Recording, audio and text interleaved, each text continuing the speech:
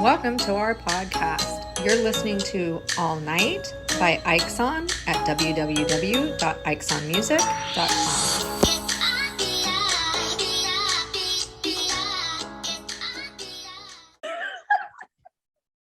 Okay.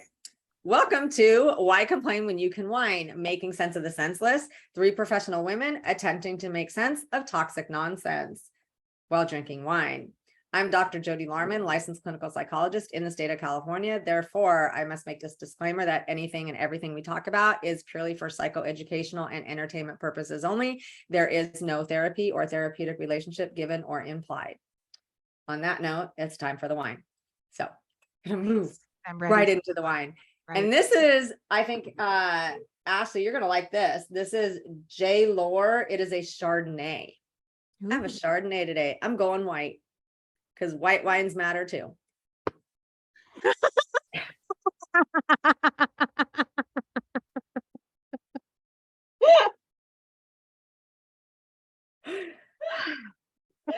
Wow. Okay. Hey, all inclusive here. And my glass, even though this is going to be posted after, most likely, my glass says, "'Tis the season to get tipsy." Which, I mean, even though it's green and red, it's always the season to get tipsy. Always the season to get tipsy. Yep.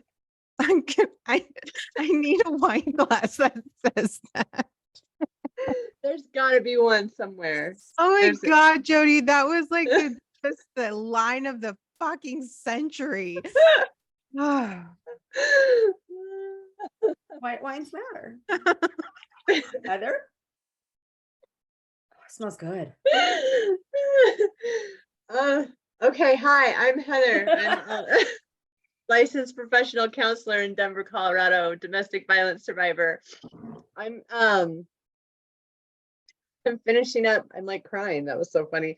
I'm finishing up this Spanish wine, this Ultramon that I think I had a few weeks ago, but I haven't finished it yet. And I just have like a basic crystal fancy glass today. That's pretty. A basic crystal fancy That is glass. not basic. It's not basic at all, but yeah, okay. Yeah, I'm with you. Lovely. Fuck, Jody. Seriously. And it's like the way you said it too, right? It was just like so nonchalant, like, yeah, white wines matter too, bitch. Like, oh my God. I am Ashley Page, founder of Loving Single, domestic violence survivor, single mom. Tonight I am drinking strawberry honey. It's a mead from our local distillery. Ooh, pretty. Because pink wines matter, I guess. And I'm drinking from it's like holiday-ish. That's nice. Yeah. It's awesome. It makes drinking almost the whole bottle feel natural. It should feel natural. It is so large. And I was just saying you can't see it either. Cheers. Cheers. Can you see it? Oh yeah, you can. Oh, that's good. Oh, I needed that. Oh my God, today. Yes. I have to apologize in advance. I am getting over being sick. Wasn't COVID. Don't think it was the flu or RSV. And like hell was I going to go to the doctor with full of sick people just to get tested to find out what it was to take the same medication anyways. I did test for COVID. Wasn't COVID. But I'm left with this god-awful cough that cough drops and wine don't mix. So I swallowed the cough drop really fast so that I could drink my wine because that is way more important. But yes, I will try to move away from the mic and all of that when I have a coughing fit. So I apologize ahead of time. You're just throwing that out there with my white wine. Matters. Matters. All wines matter. Oh my God. Oh, So, shall we talk about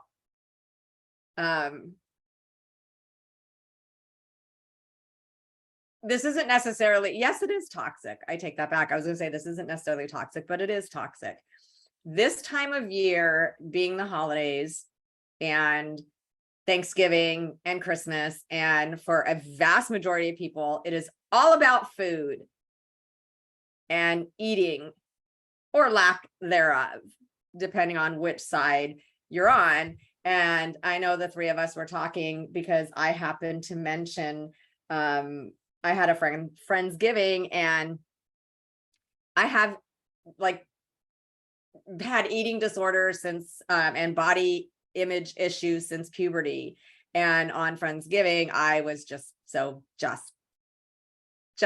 beside myself of disgust for eating or not eating. And this time of year, I know any time of year for me is difficult, but this time of year especially, because it's all about food. Agreed. And cookies and sweet. I'm not a big sweets eater, thank goodness. Neither. I am a savory. Give me French fries, bury me in French fries, and I will eat my way out. No Crackers. problem. No problem. Salty food. Yeah. When I was pregnant with my son, I went through, thank God it only lasted 2 weeks, but I went through a French fry. I was a French fry freak. Like, I would drive out of my way, anywhere, anytime. I was like at midnight going through the drive-through of McDonald's to get their giant, supersized, biggest fries they had. And then just like, Yeah. and then you They're have good that fries. coating of grease from the fries that you can't get out of your mouth for about 4 days. But thankfully that part only lasted for about 2 weeks. But I know being pregnant for me was really, really difficult. I don't have pictures of me pregnant. And part of that is because I was by myself. Right. I asked someone to take a picture of me. I asked my uncle one time, we were together, and he took a picture like from here up. Yeah. It was 20 years ago. We didn't do selfies like we do now. So I don't have pictures of me. I have one picture that was taken. I got pregnant in August. It was taken Thanksgiving, and someone saw it and said, "Oh, look, Jody's heavy. How funny." And I looked at her and I said, I'm pregnant. And she's like, "Oh, okay." But God, that's and the only picture. women are the ones who, like, I feel like we struggle so much with it, and we can also be the biggest bitches about it too. And it just like goes to show like each other's like insecurities and projection. Like like she is insecure with that, which is why it made her feel good to be like, Jody's big. Like, Yep. God. Oh yeah, she used to call me a skinny fucking bitch, and I'm like, okay, you're not hurting my feelings at all whatsoever. I, as a matter of fact, love that. But I was going to, I went to American Academy of Dramatic Arts, and I wanted to be a singer who acted. And then I met my husband, who wasn't into all of that, and love won over, and I went to school and became a psychologist. But I think about it now, and I'm actually really, really grateful that I didn't do it, because I think it would have killed me. And I mean that literally, as far as the body image issues. I used to do commercials and commercial workshop stuff. And we had one day, I lived by myself. I was 21. My parents bought me a refrigerator because they said, "What can we do?" I said, "Buy me a refrigerator." So I got the biggest refrigerator, and all I kept in there was ketchup and mustard. My dad would come over and be like, "We bought you the biggest refrigerator for ketchup and mustard." I'm like, well, one day maybe there'll be food in there when I have kids. But I still have the refrigerator too. It's in my other room. But anyways, I every day be at this workshop, and the food truck would come, and I would get a hard-boiled egg and throw the yolk away and eat the white. And that's all I would eat all day, all night. That was all I would eat.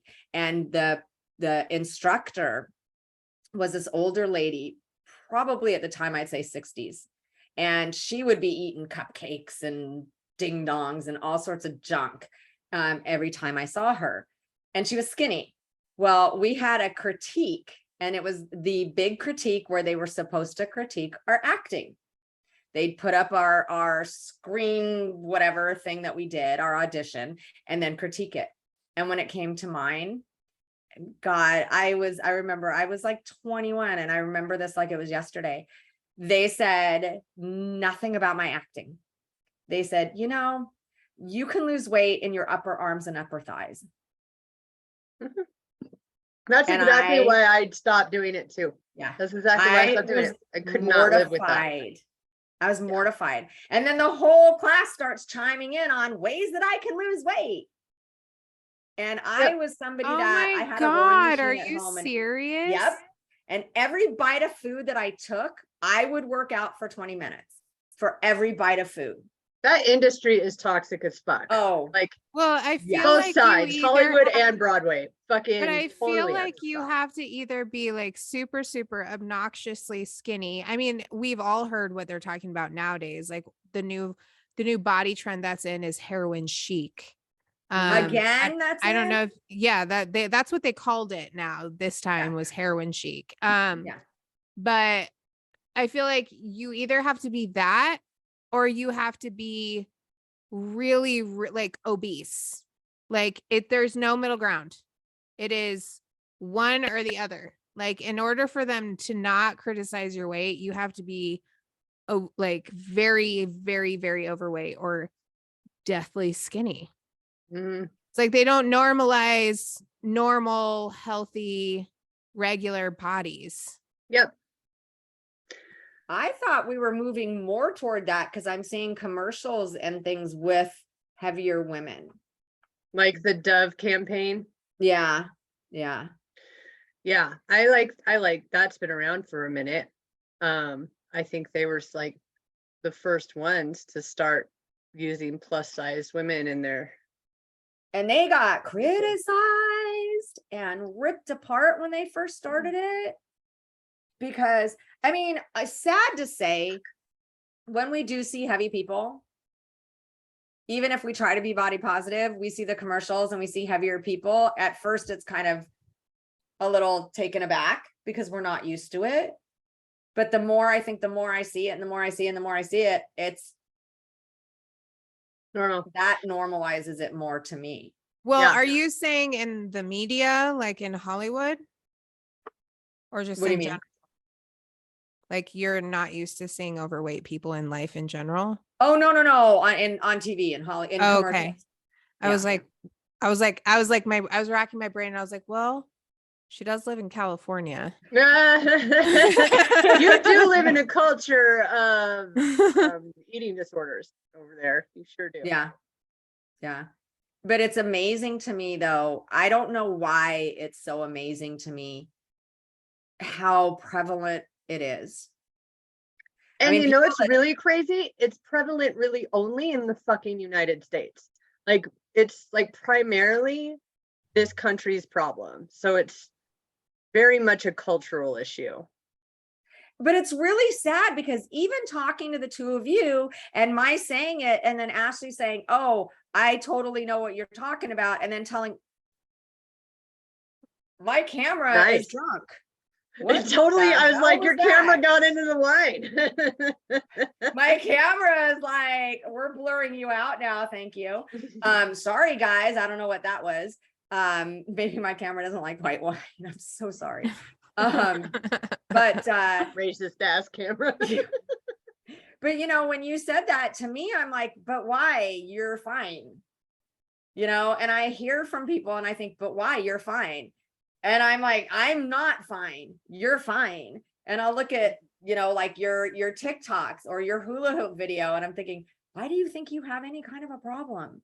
Have you not seen me? That's how warped and twisted, because I'm sure other people feel the same way. Well, I'm not sure, but I imagine. But it surprises me because I feel like, why do you guys have a problem? You guys look fine. Mm-hmm. Yeah. We have a problem because I think women in particular were socialized to have this problem of having a problem with ourselves all the time. Being like super overcritical, over judgmental of ourselves, always striving to be perfect little women, and being told that that's what we had to do by friends, by media, by society, that there's a way we're supposed to look. Men don't get that shoved down their throats as much, I don't think, as we do. I know when I was again in my 20s, I was told by guys, because these things, you don't forget these things. I was told, God, you look so much better if you lost like 10 pounds. Mm-hmm. I remember when a guy asked me if I was the pretty pregnant. face. Oh my God. Yep, this guy asked me, I was 17. I was a lot bigger, like my junior and senior year in high school. I was chunky because I was on birth control, Prozac, and things that just caused weight gain. And so I don't know. I was wearing an outfit too that wasn't super flattering, but yeah, he asked if I was pregnant. I was like, dude, I'm 17, and no, I'm not. But thanks. So that sticks with people. That sticks with people. So now my target area all the time is my gut, right? Like everything here, I'm like, do I look pregnant? Do I look pregnant? Do I look pregnant in this? Because I have no boobs, y'all. I know. But they're great anyway. But I'm one of those people that's like, if I sit down, my stomach might stick out more than my boobs do. And it like mortifies me because I'm like, do I look pregnant? What is going on here? So that's ever since then, that's been programmed in me that was a problem. And now it's programmed in me that I also have no ass. So like now I'm like, well, now I need more ass, more like boobs, if I stuck it in everything and push it out the other end. Yeah. Suck it In the meantime, everyone's like, you're intimidatingly gorgeous. And I'm like, you're lying. You're lying to me. And it's like, and Ashley has said this too. Like, could tell Ashley like she's the most intimidatingly gorgeous person. I've even told her that, and she's like, you're a liar. Like we are programmed to not believe what other people see. Like instead of believing that other people like and seeing us the way other people fucking see us. I know when I was in middle school, I was only like 11 years old and puberty hadn't hit yet. I was the shortest, I was the youngest, I was the smartest. No, I probably thought I was, but so I was literally the most hated person in 7th grade. I was bullied. People wanted to fight me. And instead of, see, back then, bullying also was just your school, just your neighborhood. We didn't have the internet, so it wasn't freaking worldwide. You'd go home and the bullying would stop. But I was the type of person that, what did I do being bullied?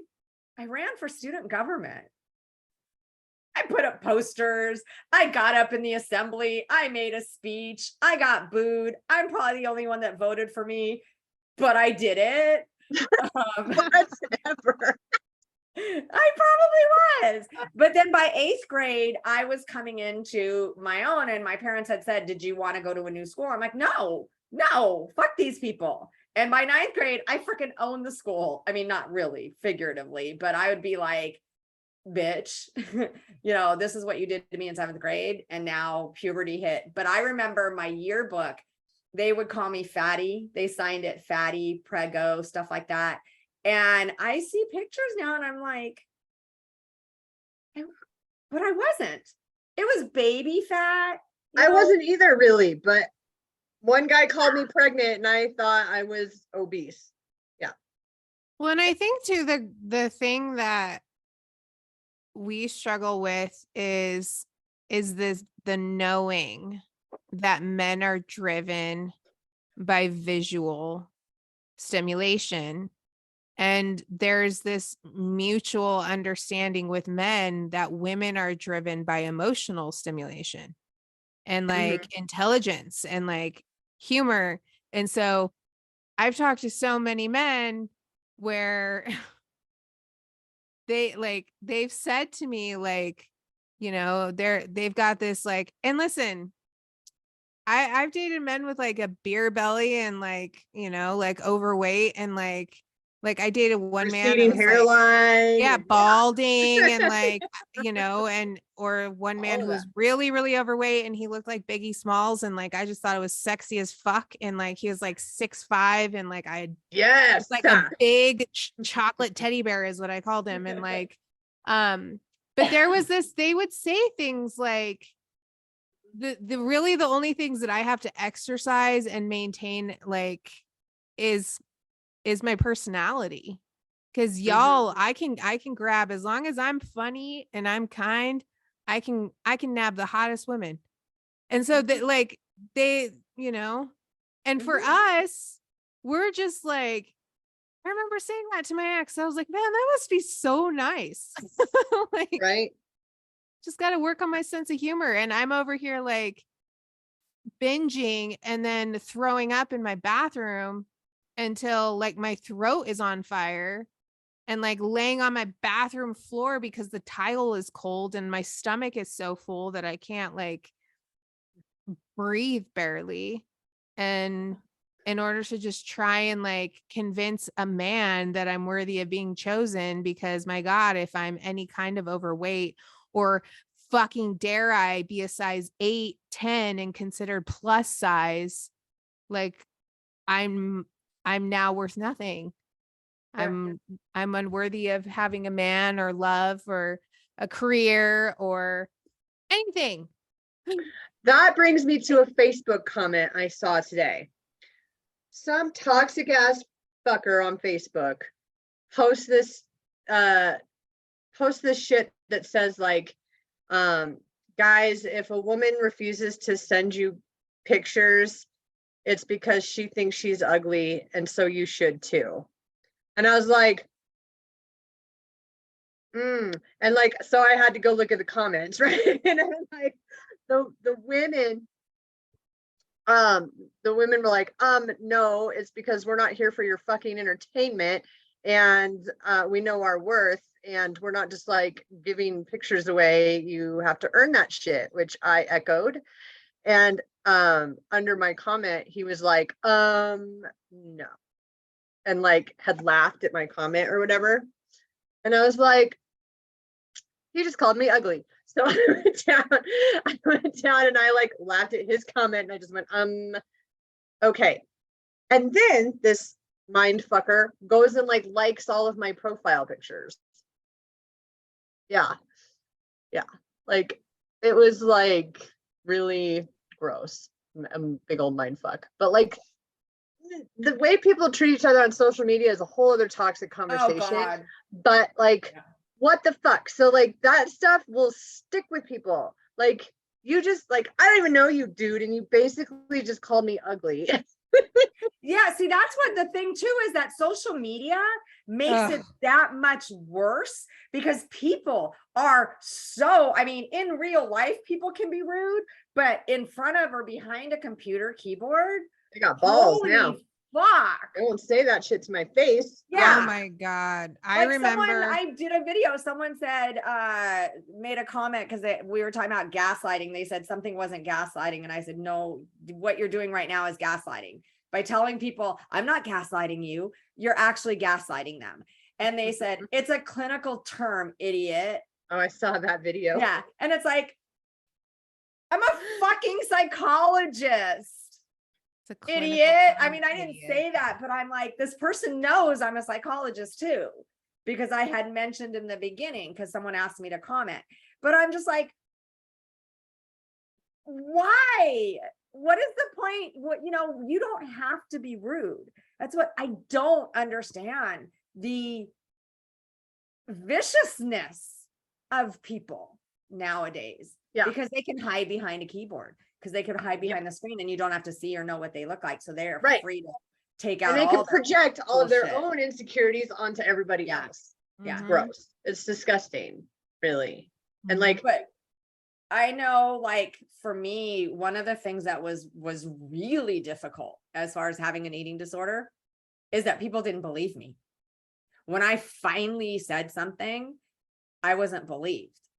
I was turning 21 and my birthday was like on a Friday or whatever. So I wasn't going to eat all week so that I could eat on my birthday. And I went to, I think it was a psychiatrist. And this might be where my disgust of psychiatrists started. Because I said, I don't eat. And he said, okay, write down. I want you to tell me everything that you ate today. And I said, I ate grapes.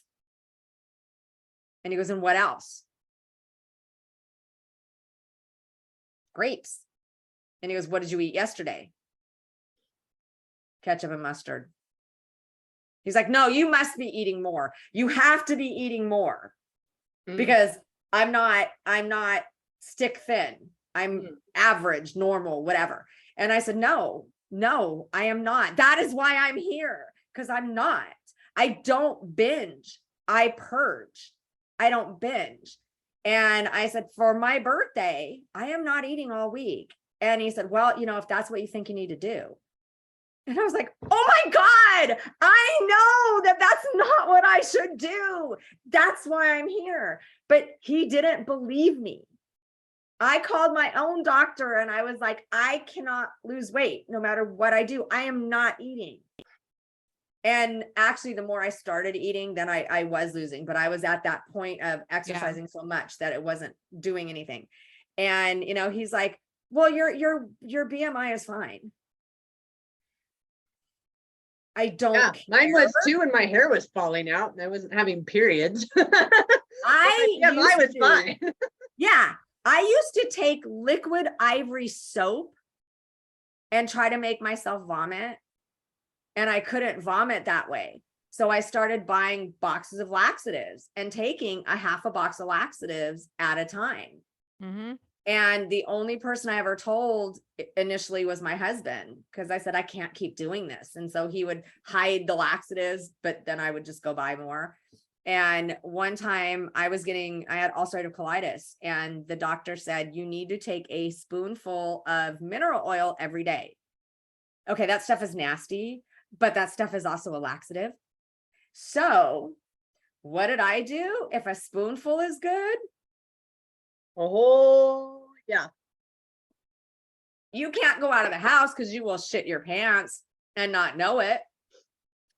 But everything goes right through. So I had to literally say, I can't do this. Well, and the stigma too is like, that's what I was going to say is,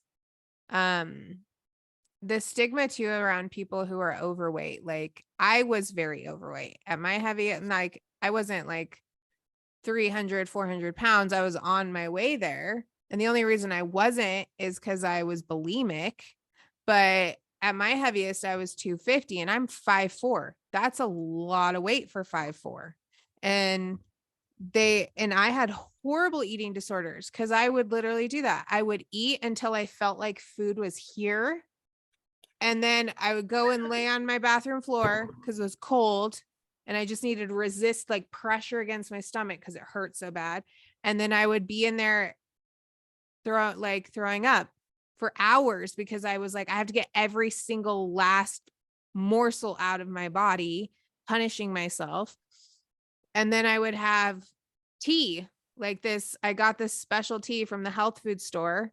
And it would say like 1 teaspoon. I'd have like 4 tablespoons and like flush everything out. But the thing is like in society, people think that an eating disorder is anorexia, where your skin is turning gray and you weigh like 85, 90 pounds and you can see your bones. And like, so when someone is overweight and they're like, I have an eating disorder, they're like, no, you fucking don't. Yeah, you stop overeat. eating. Maybe if you stop eating, then you won't have an eating disorder. And I'm like, thank you for invalidating me. Thank you very much. Yeah, that you're exactly right. Unless you are weak, heroin chic, skin and bones, and you're sipping on a celery stick for your sustenance, they don't think you have an eating disorder if you either look normal or you're overweight. Yeah, I was just called a fat ass. That's what I was called. Stop fucking eating, you pig. Like, it wasn't that like I had an eating disorder. It wasn't that I people are concerned about, alcoholics or drug addicts, but then like people who use food as their drug, it's just like, stop eating then, you cow. Yeah. Like that's the shit that I was told. For my master's Drug degree, addicts get that message too, unfortunately. yeah. For my master's degree, we had to go to some kind of an AA type program. They wanted us to go to get a feel for it, to see what it's like. So I went to Overeaters Anonymous, the anorexic bulimic one. And I sat there and it literally triggered me because all these people would talk about was how much they ate and then threw up. And I would sit there thinking, I don't even eat. I don't even eat. Like I binged on carrots and then I took a half a box of laxatives because I ate too many carrots. So it was worse for me to go to that because they were all talking about how they ate, they threw up, they ate, they threw up. And I'm like, I don't even eat. I don't even eat. I mix up ketchup and mustard and that's what I eat. Like literally. When I was looking for an internship before I landed myself in criminal justice, I wanted to work with adolescent females. And then I decided that wasn't what I wanted to do. I had an interview with the Eating Recovery Center, which is a local eating disorder center in Denver. And that experience for me, because they have their partial hospitalization program there, and then they have outpatient program too. So I was going to be in their partial hospitalization program. So people with very, very near death anorexia were there, walking with canes and in wheelchairs and looked like very literal skeletons. And the woman that I was interviewing with was kind of telling me like what happens on that unit and how they all have to eat together, and that they have all these tricks like of hiding food in their boots and like scraping salad dressing off onto their lips so they can wipe it off with their napkins and just eat so like she was telling me all that. And then I got to meet some of the patients there and my heart was so broken for these women. That like I think it was at that moment because I was really struggling too with just constantly obsessing over food, and I was like, I have to like, this has to stop. This is madness. Like these women like that have feeding tubes and shit. That's like the most heartbreaking shit I've ever seen in my life. How deathly it is. I was going to get my degree, my PhD with eating disorders, but then someone talked me out of it, a few people, because they said, if you get super specific with your degree, then you can't like get it in clinical and then you could do eating disorders. But if you just get it in with eating disorders, then you're kind of stuck. And I'm glad I didn't, because even now I work with clients, and I will say in the LGBTQ community, especially in the gay community, body image, all of that, it's just like with women, it's just as bad. But when I'm talking to them, it's like, I believe the stuff that I say, I just can't do it myself, if that makes any sense. Like I was at a psychologist when I went to therapy after I left my ex, and I went to therapy and I said, God, now I'm going to have to meet someone again. And I'm kind of like, I'm mushy. I work out all the time. All the fucking time. Like all the time. Yeah, this woman works out every day. It makes me feel like a lazy bitch all the time. But you can't tell. But so I said, I said, yeah, but I'm mushy. And he goes, you think you have body dysmorphia? I think you have body dysmorphia. And I said, body dysmorphia-ish, because it's true. And he's like, a little bit of denial. Body dysmorphia. And I said, no, but when it's true, it's body dysmorphia. That's what we all say though, ish, Jody. Ish, yeah. They're like, you have body dysmorphia. And I'm like, no, I don't. I look like a whale. Yeah, if I'm it's being true, honest. it's not. And then they're like, no, you don't. And I'm like, don't tell me how I look. I live in this body. I know what I look like. Yeah. Your eyes are wrong. Yeah. Clearly you're not, like, you're the one with the problem. Who are you gonna believe, me or You're the your delusional eyes, one. right? But yeah, I've been told I've had body dysmorphia forever. And within the past couple of months, because I was talking to a client and I literally went over all of the criteria for body dysmorphia. And as I'm doing it, I'm thinking, this kind of hits home. Like, I think I need to admit that, yeah, everybody else is right, but I still don't believe it. I believe my fucking bathroom mirror lies to me, because I will look fine. And then the minute someone takes a picture, my mirror fucking lied. Like, I did not look like that.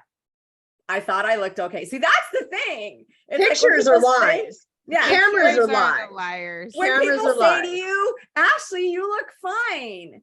You look fine. It's like, no, I saw the picture. I thought I looked fine. I thought I looked fine in my mirror, went down and took the picture, and I look like the Stay Puft Marshmallow Man. Well, and that's So- the thing too, is like, you want to get real technical with it. I'm like, fine. When What's you ask a woman how she's doing and she goes, I'm fine. What does that mean? She's not fucking fine. So don't That tell means me you're I'm neurotic and fine, emotional. because I know you're lying straight to my motherfucking face. And I will tell you, my body dysmorphia has never been as bad as when I did a bodybuilding bikini competition, because I was at, what was I? I was at like 100. Ironically, I was like right around 190 pounds when I started. And we all know the significance of 190.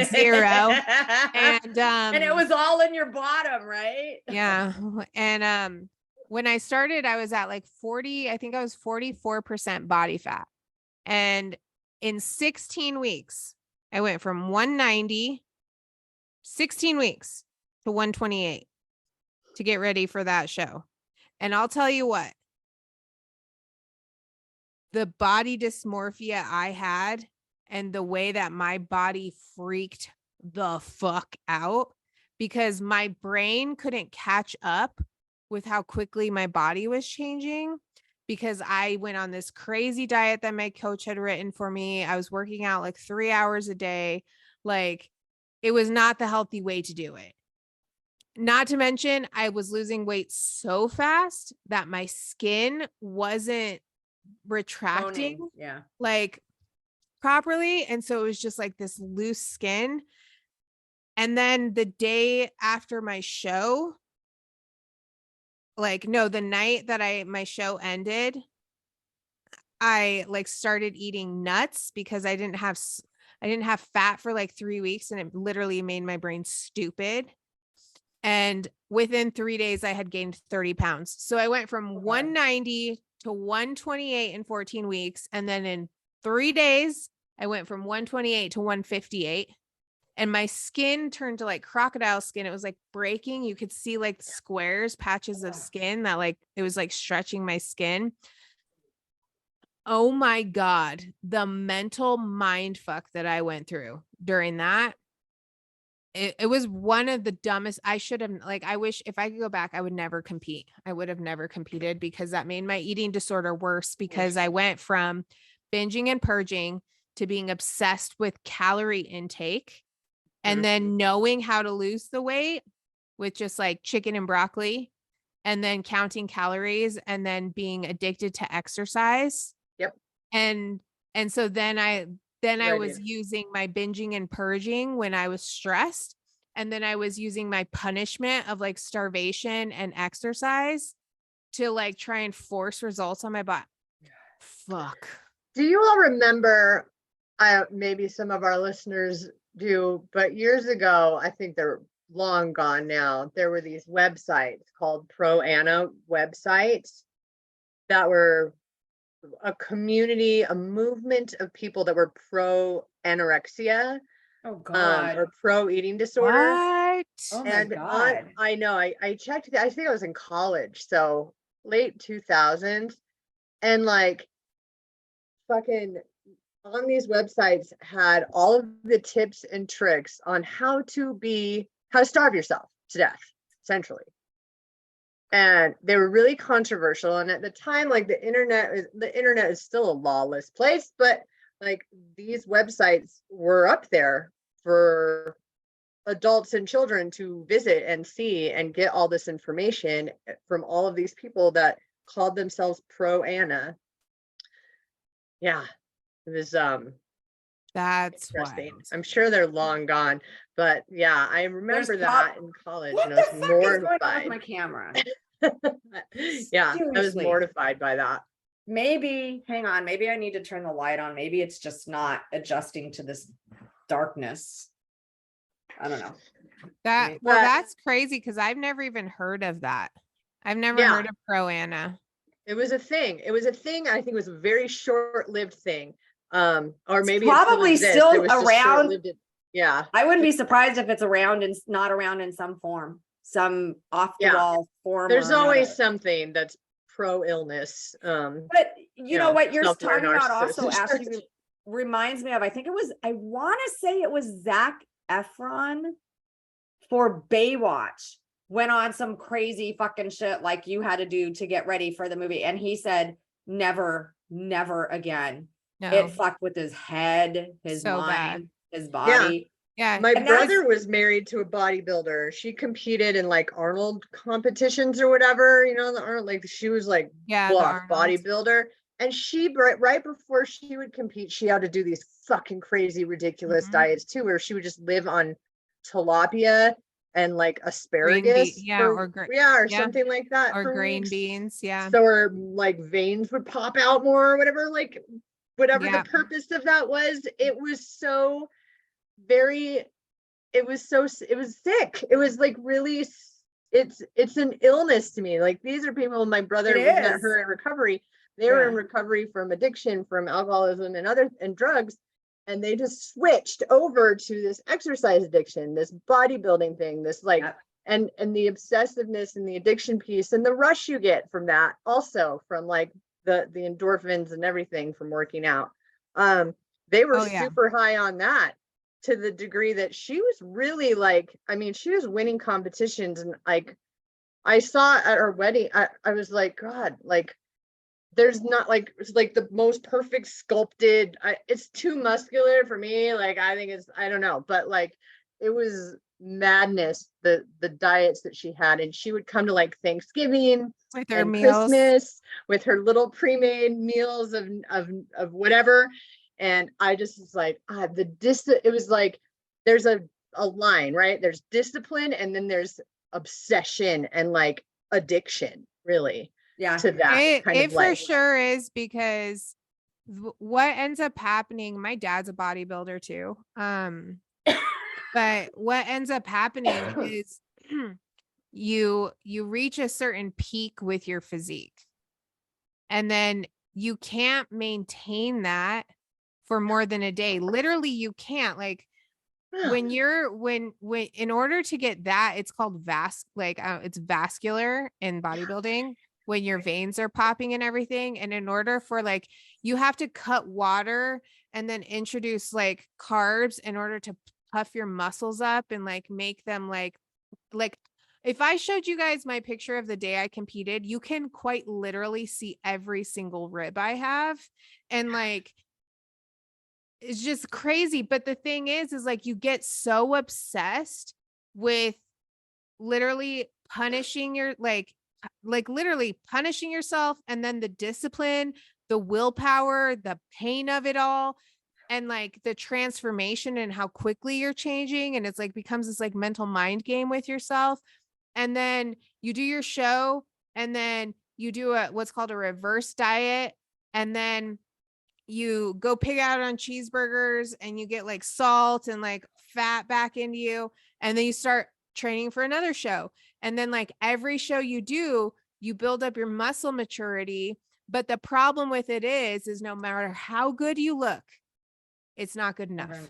Never good enough. Like your biceps aren't big enough. Your butt's not big enough. And then the thing that's wrong with that the most is what killed me is you're literally signing up to stand on stage, with And 15 other women in bikinis, and you're saying, please judge me on my body and my genetics that I have zero control over. And then you as get I'm all killing myself. and then you get all Literally. this fucking feedback on your stomach's too puffy, your butt's too big. Like for me, I was too muscular, my butt was too big, my legs were too, I was like, I'm in a fucking bikini. Isn't that what you want? Is a freaking Coke bottle? Like, no, we want like a skinny freaking, like, we just want super lean muscle. You're too muscular. And like, so then you kill yourself and go, I'm not good enough. I'm not good enough. Yeah. I'm not good enough. And you look like you're in the best shape of your fucking life. And because 5 judges said you didn't look good enough, now you're going to go and have 10 times more discipline. And when your coach tells you to eat 6 ounces of tilapia, now you're going to eat 4 ounces of tilapia because you didn't get your trophy. It's Yeah. But sick. also your veins are popping out incorrectly on your arm. We like it to look like this, but yours look like that. That's madness. and I it's just- Crazy. And that's really why I'm bad. afraid to go back to it. Like like since I was in not bodybuilding, but since I was in my 20s and was obsessed with exercising and working out and like losing weight and lost too much and lost hair and like to the point where I was malnourished and in the doctor's office, like, what's wrong with me? They're like, bitch, you need to eat more calories. You're starving yourself to death. And I listened and I did, and I kind of stopped obsessing and found something else to obsess over. And like and I'm like, well, I need to find something else to obsess over. It was probably a dude that I was fixing because that's my other thing. And like so, The next thing we run to, that's the next thing we go to. that was that. I was like, well, I'm not gonna fix myself anymore because I'm not good at that. I'll go fix somebody else. So I was probably doing that. And I've always been like, I'm afraid to go back to diet and exercise because I know in my soul that I obsess. Like I take it from discipline to obsession to addiction. And I'm like, I'm not sure how to like balance that to stay like disciplined and just be healthy, you know? Like I'm just doing this because it's the fucking healthy thing to do for my body instead of this obsessed with how my body looks every fucking second of every fucking day. I don't know how to do that. Like, well, because so I just don't do anything.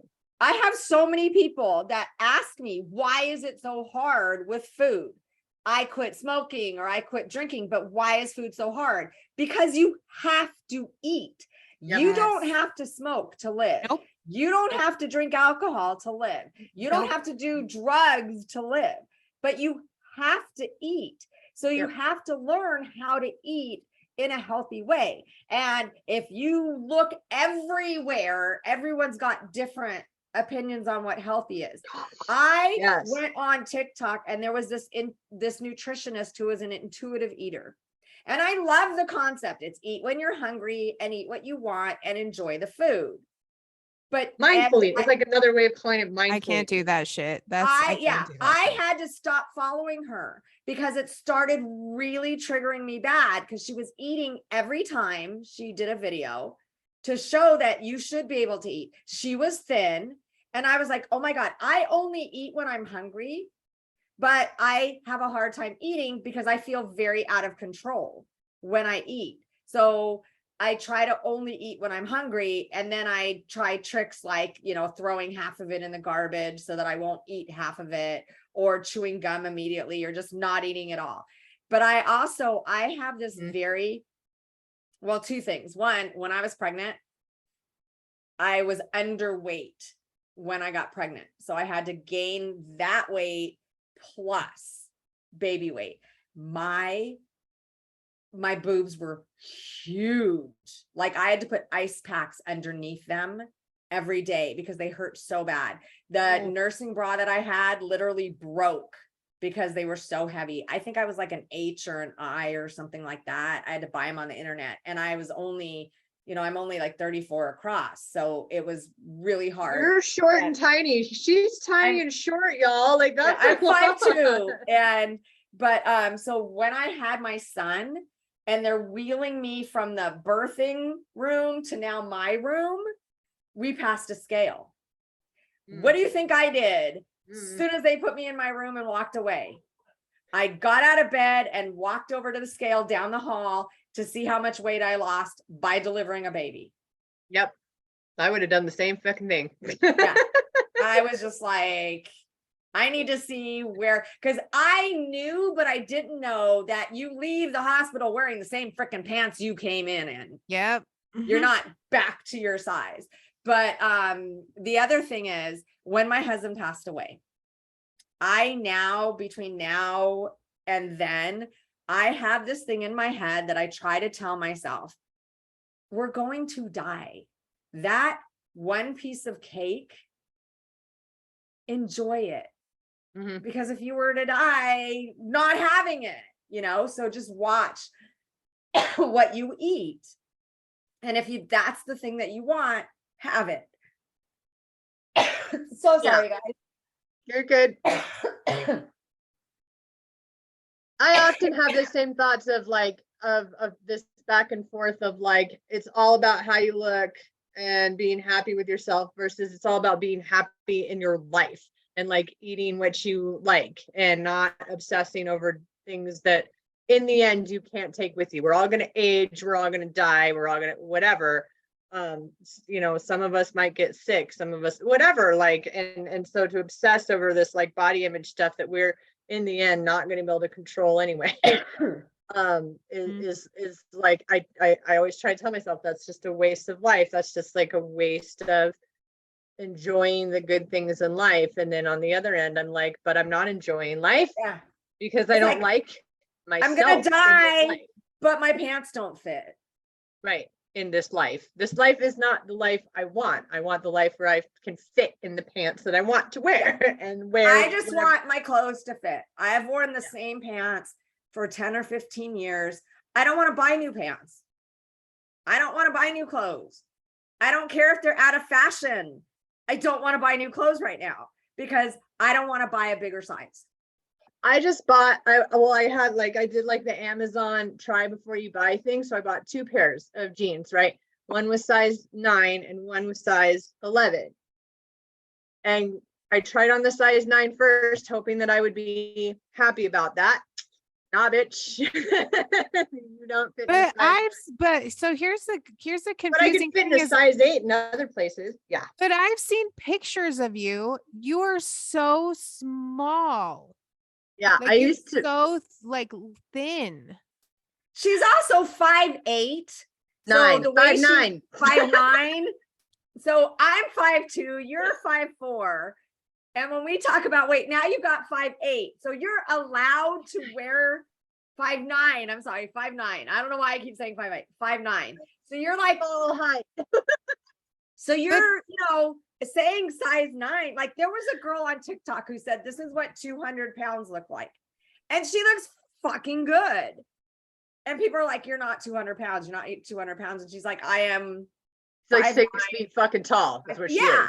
Anyway, 6 feet it's tall. Like, that's the other thing. It's like, if I weigh the same as someone that's 5'9", it's going to look very different. I have a story. Yeah. I have a story if you want about this bullshit height thing. So when I've always been 5'9". Like I shot up in like middle school. I'm tall. I've been since 6th grade, Jolly Green Giant. I was taller than all the boys, whatever.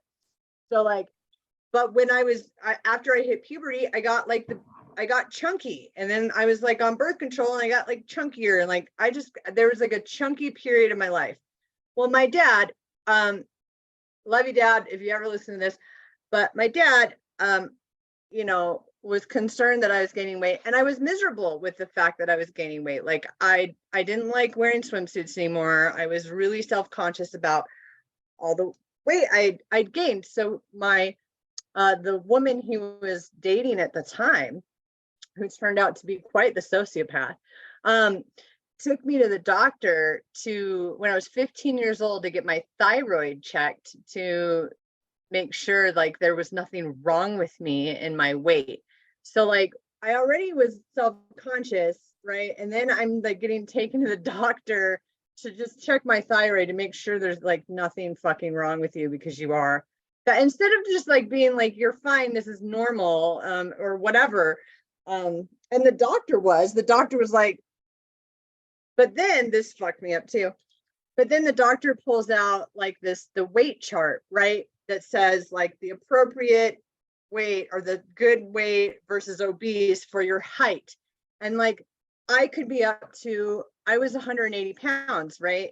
Which was, that was fairly chunky looking for me. But it was within the normal weight for my height. And this woman that was dating my dad says, yeah, but she doesn't want to look the normal weight for her height. I will never forget that, ever. I was 15 years old. And that's what she just looked at the doctor. She's like, yeah, but she doesn't want to look the normal weight for her height. God, I really hope the doctor says she or you. Yeah. No, the doctor was, I mean, I think the doctor was just about, I was only 15. The doctor was pretty fucking mortified, if I remember correctly. And then I remember she took me next door to get like, because I had really bad skin too. Still do, but like it's cleared up now, but I had pretty bad acne too. So, and I had braces, like I was not cute, y'all. Chunky braces, acne. I was that. Yeah, it was great. It was awkward puberty moment. You growed up. Yeah. And like, and so it was, so then she takes me next door to like a skincare place and gets me microdermabrasion, which on active acne is very fucking painful. Oh my God. Yeah. So yeah.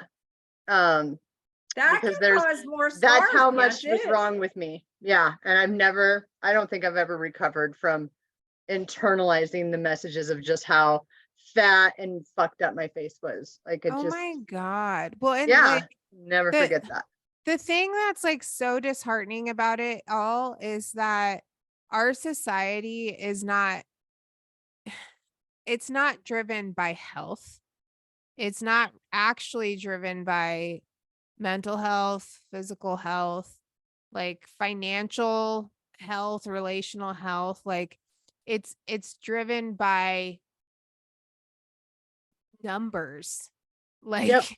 you're not successful unless you have 8 figures and 8 figures. Your net worth is 8 figures, and you're not healthy unless you're a size 6 or under. And 6 is pushing it. And you're not like, you're not young, like you're not hot unless you're under 25. And like, Yeah. Right. Yeah. and if you weigh this much, it takes into note. There's this woman I follow on Instagram, and I've been following her for years. And she is so hot. Like, and I'm straight, but that woman is God. But Like there are women that are hot. she is my height, and she has the same body type as I do. She's muscular. And like, she was really, really thin. She was like, I think when she started with her husband, when they first got together, she was like 112 pounds, like super, super tiny. She is on a mission right now to hit the 200 plus club. And this girl is literally like 13-14% body fat and just ripped. Like not Damn. ripped like bodybuilder ripped, but she's just like thick Latina ripped, like big old quads, a humongous freaking ass, and no surgery. Like the only thing she's had surgery on is she's had her breast done. Like, but her butt, you can see all the stretch marks from like 3 years of doing squats at max capacity.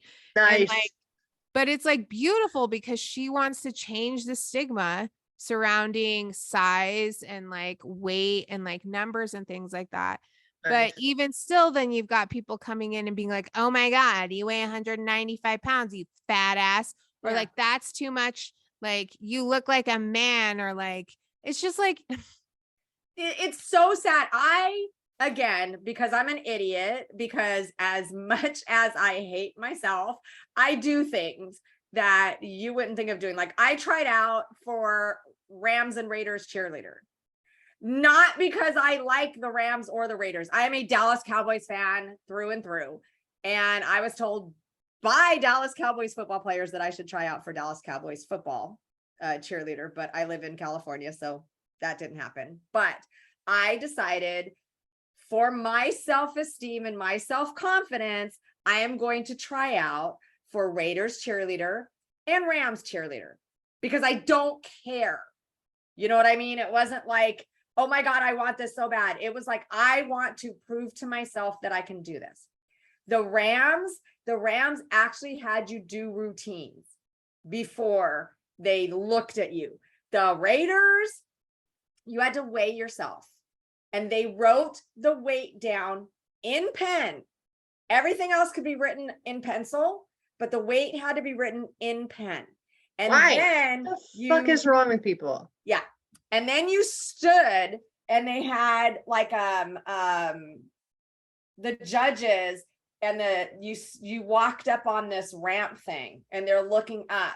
And it was like a beauty contest. You walk and then you turn around as they say how much you weigh, how tall you are, and your Oh weight. my God. And then Are you walk off. serious? And I was like, well, fuck God. this. I mean, I did it, but I was just like, you're going to put my weight because one, I weighed more than people thought I did. One, these babies. Two, seriously, I was not teeny tiny. People told me I should go and do it. So I apparently looked fine. But looking at the weight, it's like, well, your weight is too much. I one time was going to run an exercise class. It was a dance exercise class. And so they gave me the routine to do. I ran my own class that day. Everybody loved it. I worked really hard. After the class, they say, okay, now we have to weigh you. And I weighed 2 pounds over their max weight, height, weight. Of course. Didn't matter what you looked like. Oh It my was your height and your God. weight. I And just they wanna said, vomit.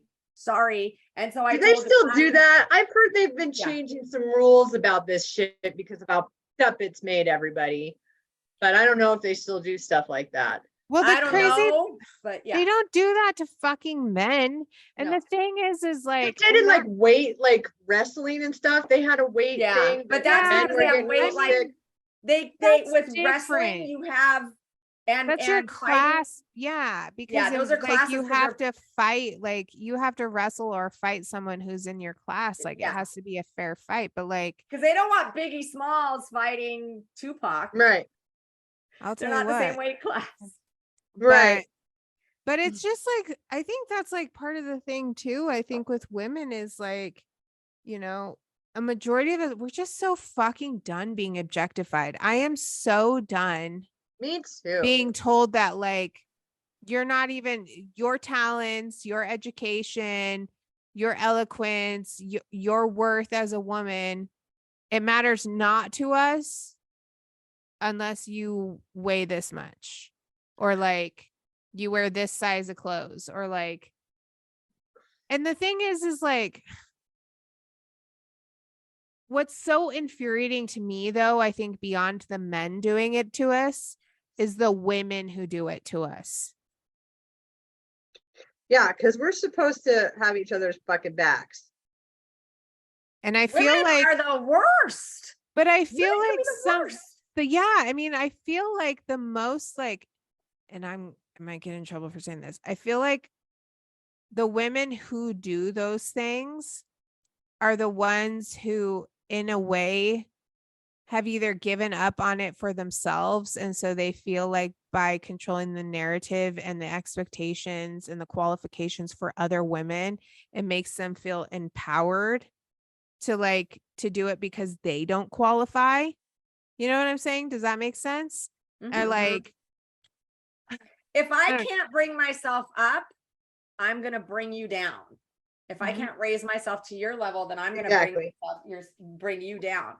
But what's really, really, really gotten way worse because of social media. I mean, they've always been doing this in advertising and stuff, but now with social media, does 99% of the influencers, not us, Heather, we're major influencers, but anyways, that's an inside thing. But anyways, they're not even what they look like because everything is so fucking filtered. I don't know. I'm filtered right now. Y'all let me unfilter myself. No, I'll show but you right I'm not now. even talking about, I'm not even talking about that, Heather. I know this girl. We're and I didn't know unfiltering me, y'all. But no, this girl that I know, a friend of my friend, and my friend was telling me, she's like, oh my God, look at what she did. Every single picture that she takes, she changes everything, face shape, eye shape, arm length, color. Well, not all of that, but I filter all my everything. shit. Nip I am duration. unfiltered now. And then I'm unfiltered now, though. See all my But scars. I'm not talking about a I can't tell a filter. difference, honestly. Yeah, I'm not talking about a filter like to maybe smooth out your skin. Eye Whatever. bag. That's not what I'm talking about. I'm talking about literally changing. Yeah. Like, how many times have they showed the Kardashians? Jody, I have wearing the literally Vitamin changed ripples? the eye bags and wrinkles and acne scars and how old I am. My face is stinking. I did a live today and someone, a troll, was like, oh, what's going on with your face? And I said, this is my face. I said, I can't help the age. I said, Well, but Can this I is me. circle back to the guy that fucking called me ugly today, by the way? That what? The guy that called me ugly on Facebook Oh. today, that was making the comment about how if women don't send you pictures, it's because they think they're ugly. So you should think they're ugly too. So stop talking to him, essentially. And all the women in the comments were like, eat a dick. And he posted, he's like, I'm not going to argue with anyone in these comments. If you're talking to a dude insinuating that you like him and you can't send a person you like a picture, it's because you're ugly. Don't start talking about how an ugly bitch pictures have value. They don't. What a fucking twat. And here's why. And He's what does he fucking look like? twat. Because here's the thing. Do you know what happens? It has nothing to do with ugly. And I hate that reference to ugly anyways, because you know how I feel about that word. I only ever use that word in reference to the status of someone's heart. Yeah. But like the thing of it is if men ask me for pictures, I'm like, go to my fucking Instagram. There's plenty of pictures on there. Go to my fucking Facebook. Like, go to my fucking TikTok and pause the video where you like it and then take a goddamn screenshot. The thing is like I don't owe you a personalized fucking photograph of me. You just want me to take a specific personalized photo for you because you think that you're owed it because you think you're Here's the personalized photo. For real, like fuck off. I don't owe you anything. And the fact that you have the audacity to like be talking to me and you think I owe you a fucking photo, are you out of your mind? No, I don't. Like the fact that you ask me for a photo and you're not trying to get to know me first. How about this, fucker? If you ask me for a photo and you're not trying to get to know me first, you're a fucking narcissist. Yep. That guy, for sure, I was just like raging. That's why my response was okay, because I just gray rocked that shit. I was like, I hate that shit sends me off. Guys, I can't. That shit it's funny too, because you go on dating sites and I see so many times it's like the guy's picture, they're wearing sunglasses and a cap, or they're way over there and the picture's blurry. Right. Keep going. Where did Ashley go? I was like, but they're way over there and they're blurry and you're like, dude, what the fuck? And the thing, yeah, and that's an excellent point because y'all motherfuckers are showing up here wearing a baseball cap with sunglasses because you're balding and like you're high as fuck in your pictures, so you got your eyes covered and you're like looking down like this and you're like off to the side and angled and then you want a fucking full yes, exactly. And you want a fucking picture from me, like fuck you, bro. Right. I just like using that word ugly. I know so many people that are average looking, that are super attractive because they are the best people. Oh my God, you talk to them and their personality just, I mean, magnetic. I think that's might sound weird, but I think that's me. I think I'm okay looking, but I think my personality, because White I wines know matter. like, White White wines lines matter. Personality. but I think it, because like I would be at work when I worked in the prison, and I would like walk up to officers talking that I didn't know, and I walk up and be like, what are we talking about today? And like, oh, hey, and so I made friends with people because I was just like, But that's I'm me, magnetic. I'm That's crazy. attractive. And there are men out there that think that is more attractive than appearance. Like yeah, we were talking earlier about how we are all like, yeah, men like aesthetic more than anything.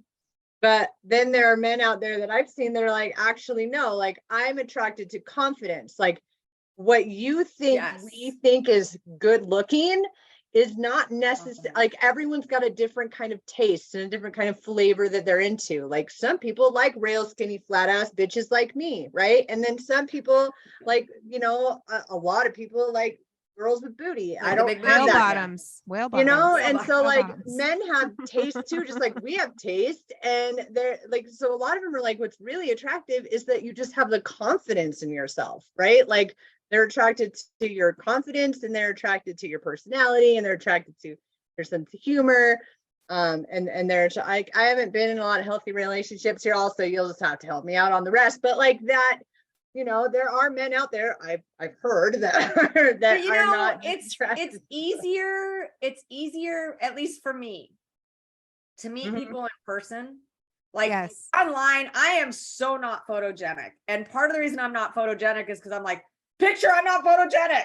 It's like, that's why I'm fucking filtered. I'm like, I'm going to modify all my pictures. I've never been photogenic. And now that I have the ability to make myself photogenic, I'm going to fucking do it, whether you like it or not. I'm going to put a filter on that shit.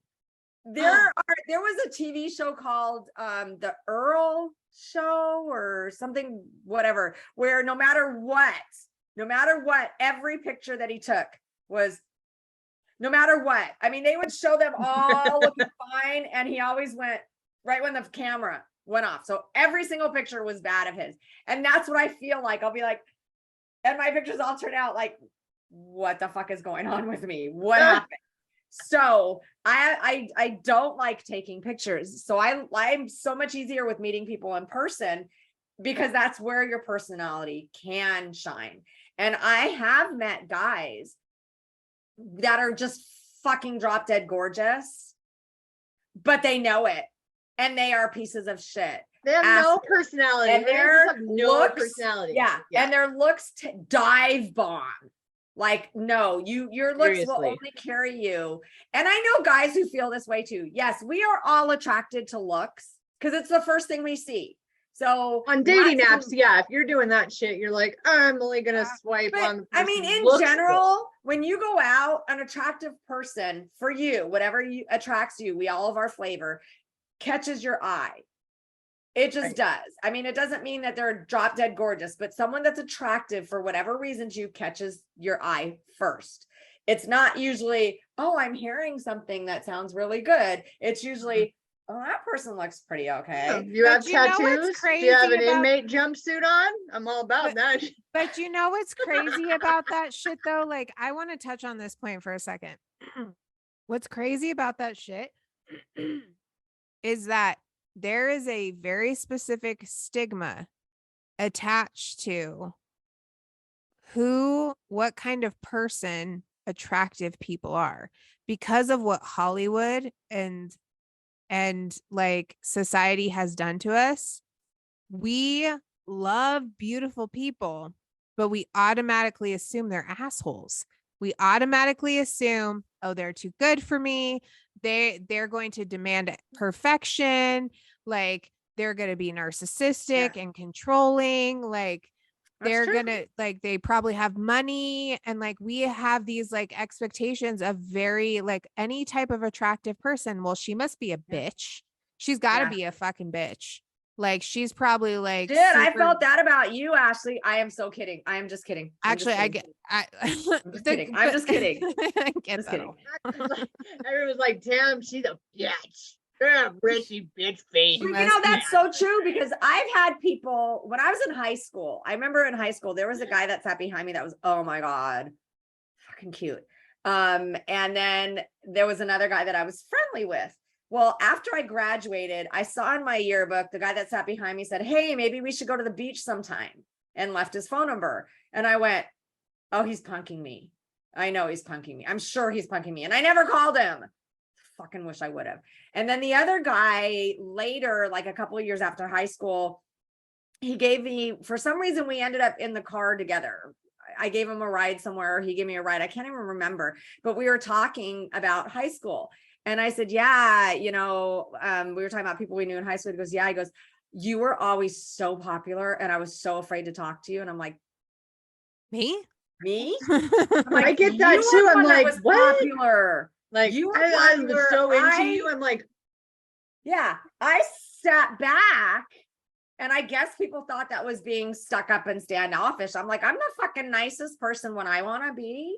When I don't want to be, I'm not.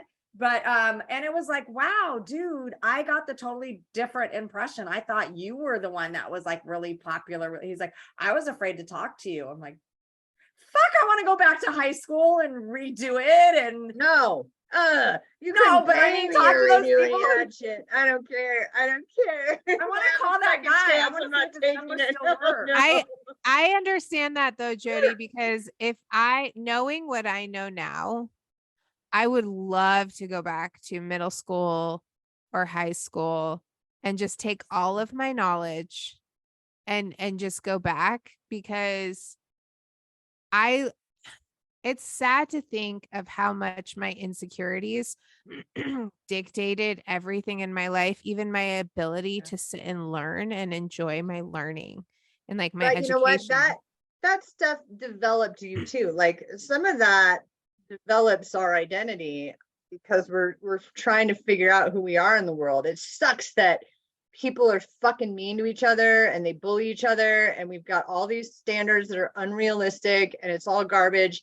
And then there's another portion of like middle school and high school that's really like formative in a good way, where if we had all the wisdom and knowledge back then, I swear to God, I still wouldn't stay. I wouldn't stay in that fucking mess with all those people who don't have that knowledge and wisdom. I'd be like, get out of my face, you fucking weirdos. I think though, no for way. me though, is like I was so obsessed and like so self-involved and so self-consumed with my insecurities. Yeah. My insecurities were like, I was always discounting and disqualifying myself. So like I had the deepest desires to go and try things, like be in theater, like go and do sports, like go try out for these things. And I would always talk my ass out of it. And like, I want to go meet that person, or I want to go play, like, I want to go play with those kids, or like, she looks really cool. And I would talk myself out of living my life and force myself into invisibility.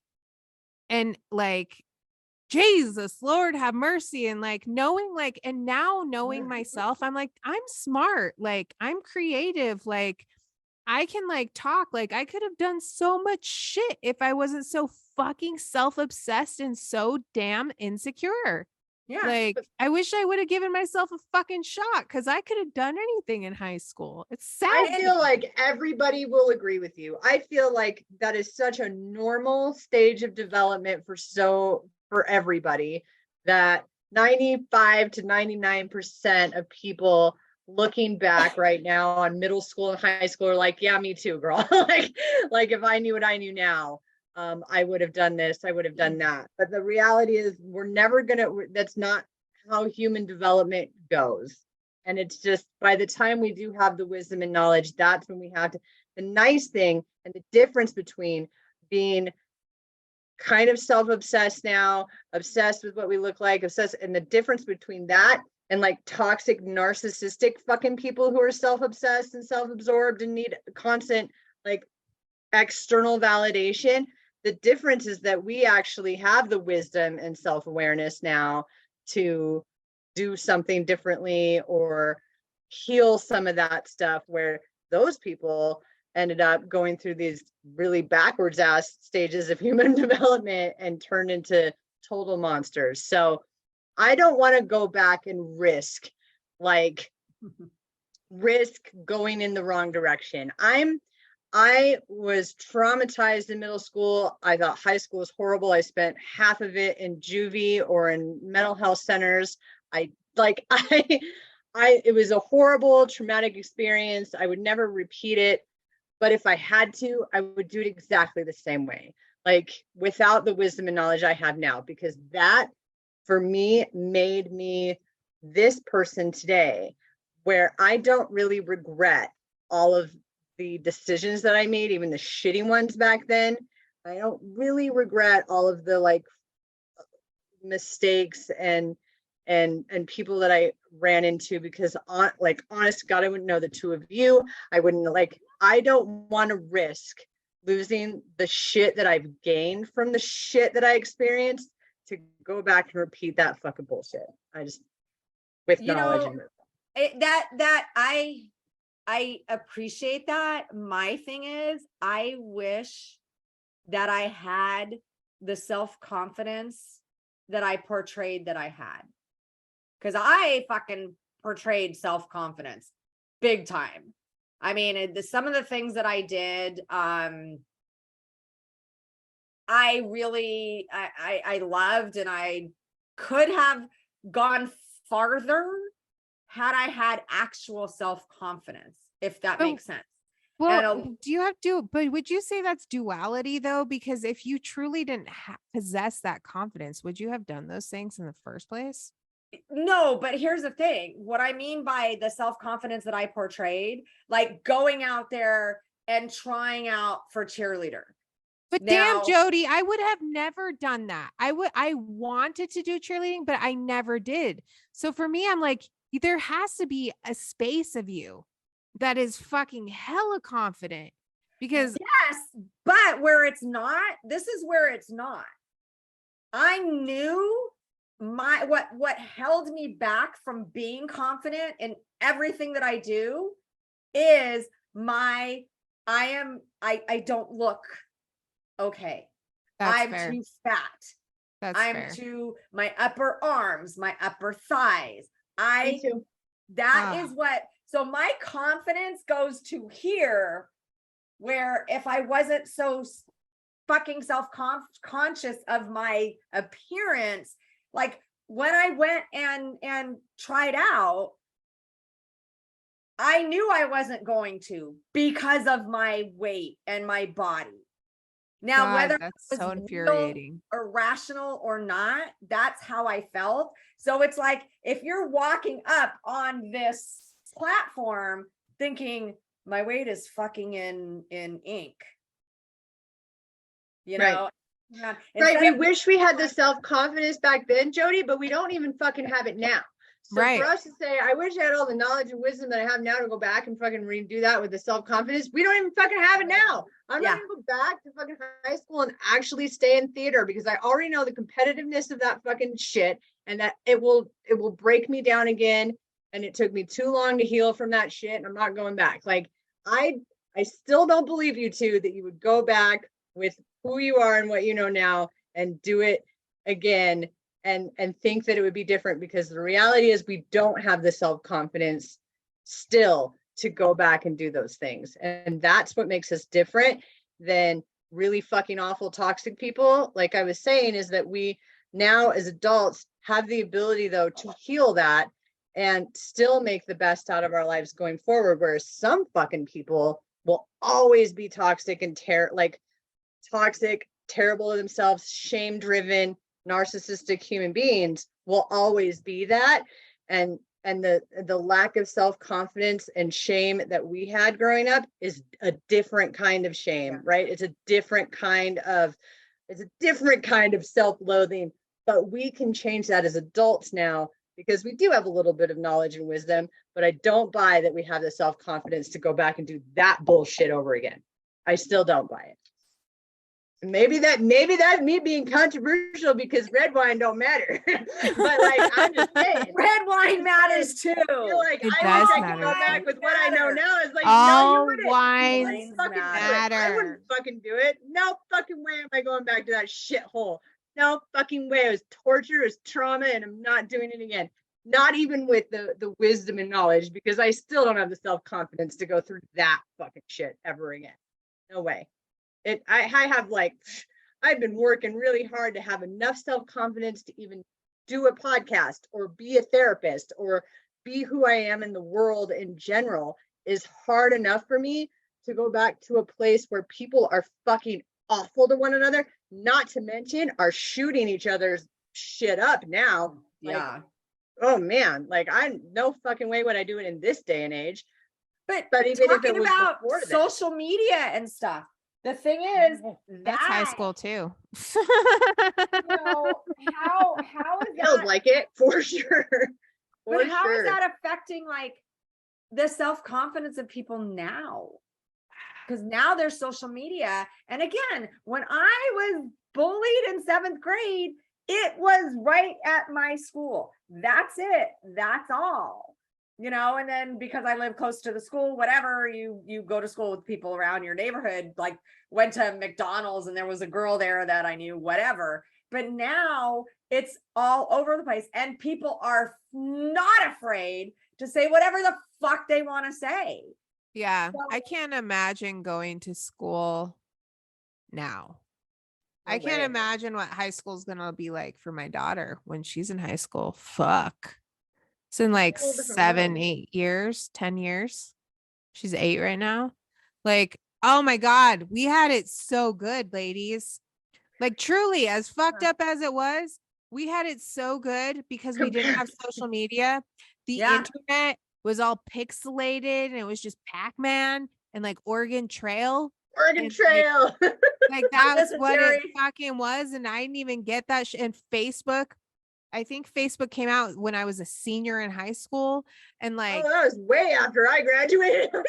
you know, like, Yeah, we didn't even have Oregon Trail or computers when I was in high school. Right. I was like, Got 'em we in had like college. we learned how to type on a computer, and then we didn't really have computers in high school. I didn't have computers till I went to college 6 years after I oh graduated. man, high you had school. it even better than me. But like, we didn't have any of this shit. We didn't even have really like cell phones. Like, I didn't have a cell phone until I was 21 years old. There were kids walking around with cell phones. Right? yeah, like I it was had- good, man.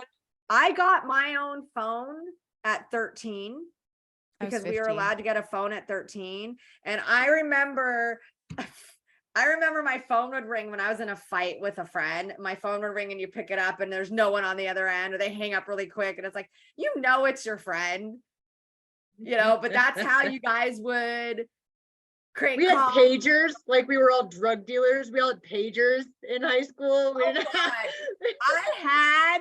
I had this little beeper with my answer machine that you can go to a pay phone or any phone and you just beep the beeper in there and it plays back your messages, because Yep. it was so cool, because now you can at least while you're out get your messages. You didn't have to wait till you got home. Right? So that was Oh. like, I remember when I it. was in college and I literally spent my student loan tuition to get a BlackBerry. okay, can I tell you, when I Blackberry. got an answering machine, I used to record messages all the time, new messages. And I would take like the haunted house album and there was like a cat going, "Rah!" And I'm like, I can't get to the phone because I'm washing my cat. And then there would be like a dog. Crazy cat down, and you're like, hey. Yeah, I would Hello? do different Hello? ones all the time. Like, I can't come to the phone because there's a pack of wolves chasing me. And I thought those were the most clever fucking answer machine things ever. Do you remember the Seinfeld episode where George has his like answering machine message, like, believe it or not, George isn't at home. Please leave a message at the beep. Oh my God, it was so good though. It was so like, God, it was so good back then. I feel like, I wonder though if every generation says that, like when they look back at their childhood and they're like, oh my Yeah. God, I'm so glad I'm not a child in this day and age. And Yeah. like, I have worked my motherfucking ass off to preserve the innocence of my fucking child. Do you know this girl? She's never had an elf on the shelf. She's 8 years old. She's been begging me for 6 years to get an elf on the shelf. We're Jewish, so my son's never had one. I don't even know I how want these one, but bastards, I don't even know how these bastards work, right? So like I've refused to get an elf on a shelf. We're at freaking Hobby Lobby tonight and she sees this little elf and she goes, "Oh, mama, please. It's an elf on a shelf." And I'm like, "No, that's not the elf on the shelf." And she goes, "It can be." She goes, "Sometimes Santa sends us our elves in the stores." And listen, I have people on And that their hot last chocolate post breaks. and the hot chocolate breaking. And like, I have people on my last post of that horror game with the rainbow friends, and they've got their 5 and 6-year-olds watching that shit. And like, they're like, "Yeah, it doesn't seem to bother my 5 or 6-year-old." I'm like, "Do you have any idea what they're doing to their mental health by having them play this shit?" Like, we could do an entire fucking podcast on on that. what we're subjecting our children to and the way that we're desensitizing them, and how the fuck is that going to show up when they're 13 to 15 in fucking high school? Okay, what about the fucking toddlers and tiaras? Jesus, about Lord the have mercy. 40-year-old looking 4-year-olds. No, I mean, I've had people approach me about my daughter doing modeling and acting, and I'm like, "Fuck no, get the fuck away from me." I No, don't that's a care. whole different I don't world, care yeah. how much money. I don't give a. I will live in a fucking cardboard box with my kid. Like, And yeah, no. and bringing it back to eating disorder issues, something like that. Yeah. Are you kidding me? Like, unless I'll you do have it. a really good metabolism where it don't matter, you're starting out young on the fucking pageant Hell no. circuit. When I was pregnant, I wanted a mini me. I wanted a little girl because I know nothing about boys. And I knew I was going to be a single mom and his dad was not going to be helpful. So when I found out I had a boy, though, I was thrilled. I was overjoyed. I wouldn't change it for the world. But the biggest thrill was the fact that I was terrified if I had a girl, that my food, body, eating issues, how do I keep it from happening to her? Oh my Now, God. Yeah, I chose not to have children for a number of reasons. That one's included. yeah, now I have, my son is like 6'1" and weighs like about 120 pounds. He eats like a beast. And I'm Yeah, you're really saying that. grateful because my son eats whenever he wants, whatever he wants. He don't care. We're Well, at he's got Walmart, the he's like, metabolism of just, damn it, you guys. Can you share It's some not metabolism with the rest of us? You know what? I They mean- don't even care anyways. They should give us their metabolisms. I think Right. it's such Men a aren't even curse. listening to this podcast today. They're just like, this is for we're y'all. tuned out. That's like been the hardest part. Like what you're saying, Yes. Jody, that's the hardest part of raising my daughter because I cannot. I am so I am on my ass about that shit. Like not saying I need to lose weight, not saying about my calories, like because my daughter, she loves her body. And listen, she grows like this, boom, and then boom. So she gets Oh, real, All kids do. she gets Yeah. real chubby and I freaking love it. She gets a little Yeah. belly. And the other day she's standing in the mirror. She goes, "Mama, I love my body." And I Yes. like, I could cry just saying that. Like just saying that, I could I bawl hope my that eyes out stays. because she's got a little belly and I love it. And like, The first kid that fucks that up for her, I'm punching in the face. I'm telling you. And like, that's the thing though. Eventually, we all Ma- get fucked up with it. For a majority of us, we've inherited our mother's eating disorders. I We've didn't. inherited My mom was not like that with me. my Thank God. my mom was she was called in high school. My mom was called the bod. Yeah. No, my dad and his toxic girlfriend at the time were, and they fucked me up. My mom Oh. didn't, thank God. My But mom, My mom was like, thin. My mom used to eat nonpareils every night. Nonpareils are chocolate. They're called snow caps, I guess, at the movie oh, they're theater. so good. But they're called. And I used to think, so fucking stupid. I used to think, wow, when you get older, you can eat chocolate and be fine. I can't wait to be older. Mhm. Well, thanks, Mom. You fucked me up because I can't eat chocolate and be fine like you could. No, but I literally thought, because my mom was fine. My mom was normal. My mom was thin. And so I thought, I can't eat it now, but when I get older, it won't have any effect on me because it doesn't have any effect on my mom. No, my mom Yay. was literally called the bod. She was in track and field. She's big, big chest. She's four. So you think you're short, Jody. My mom's 4'10" and a half. Okay. Oh, She's she's tiny. little. And she's like a G. Okay. This woman is all boobs and she's Latina, right? And like, but she ran track and field too. Wow. I don't know how she did that with those things. Because I used to run and I had to tape everything. She did. She was Cuts like and bruises and scratches. It was Yeah, not- I like have never had that three- problem. 3 sports bras, but I wish she I was- did. Yeah. She was I used called to the- get cuts deep Yeah. into my shoulders. Yeah. That's what she said, like her back and stuff. But she would run track and field and she was just like the perfection, proportionate. And then she got pregnant with me. And then I fucked all that up. I was for just her. gonna say, did you fuck that Like, up? because she was so man, sure and she no had wonder she's such she a hates me. She hates me. But but she she had to have doesn't a blame your brother. She just No. blames you.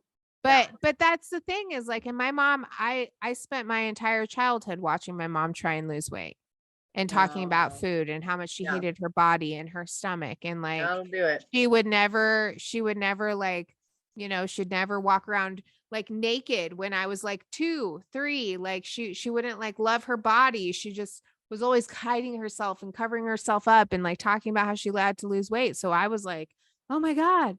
And Yep. I I feel don't like that's the remember my majority mom- for us. My mom For eating never, I disorders, don't yeah. remember my mom like that. I remember my dad used to call me his little butterball. Not to be mean. He really wasn't trying to be mean.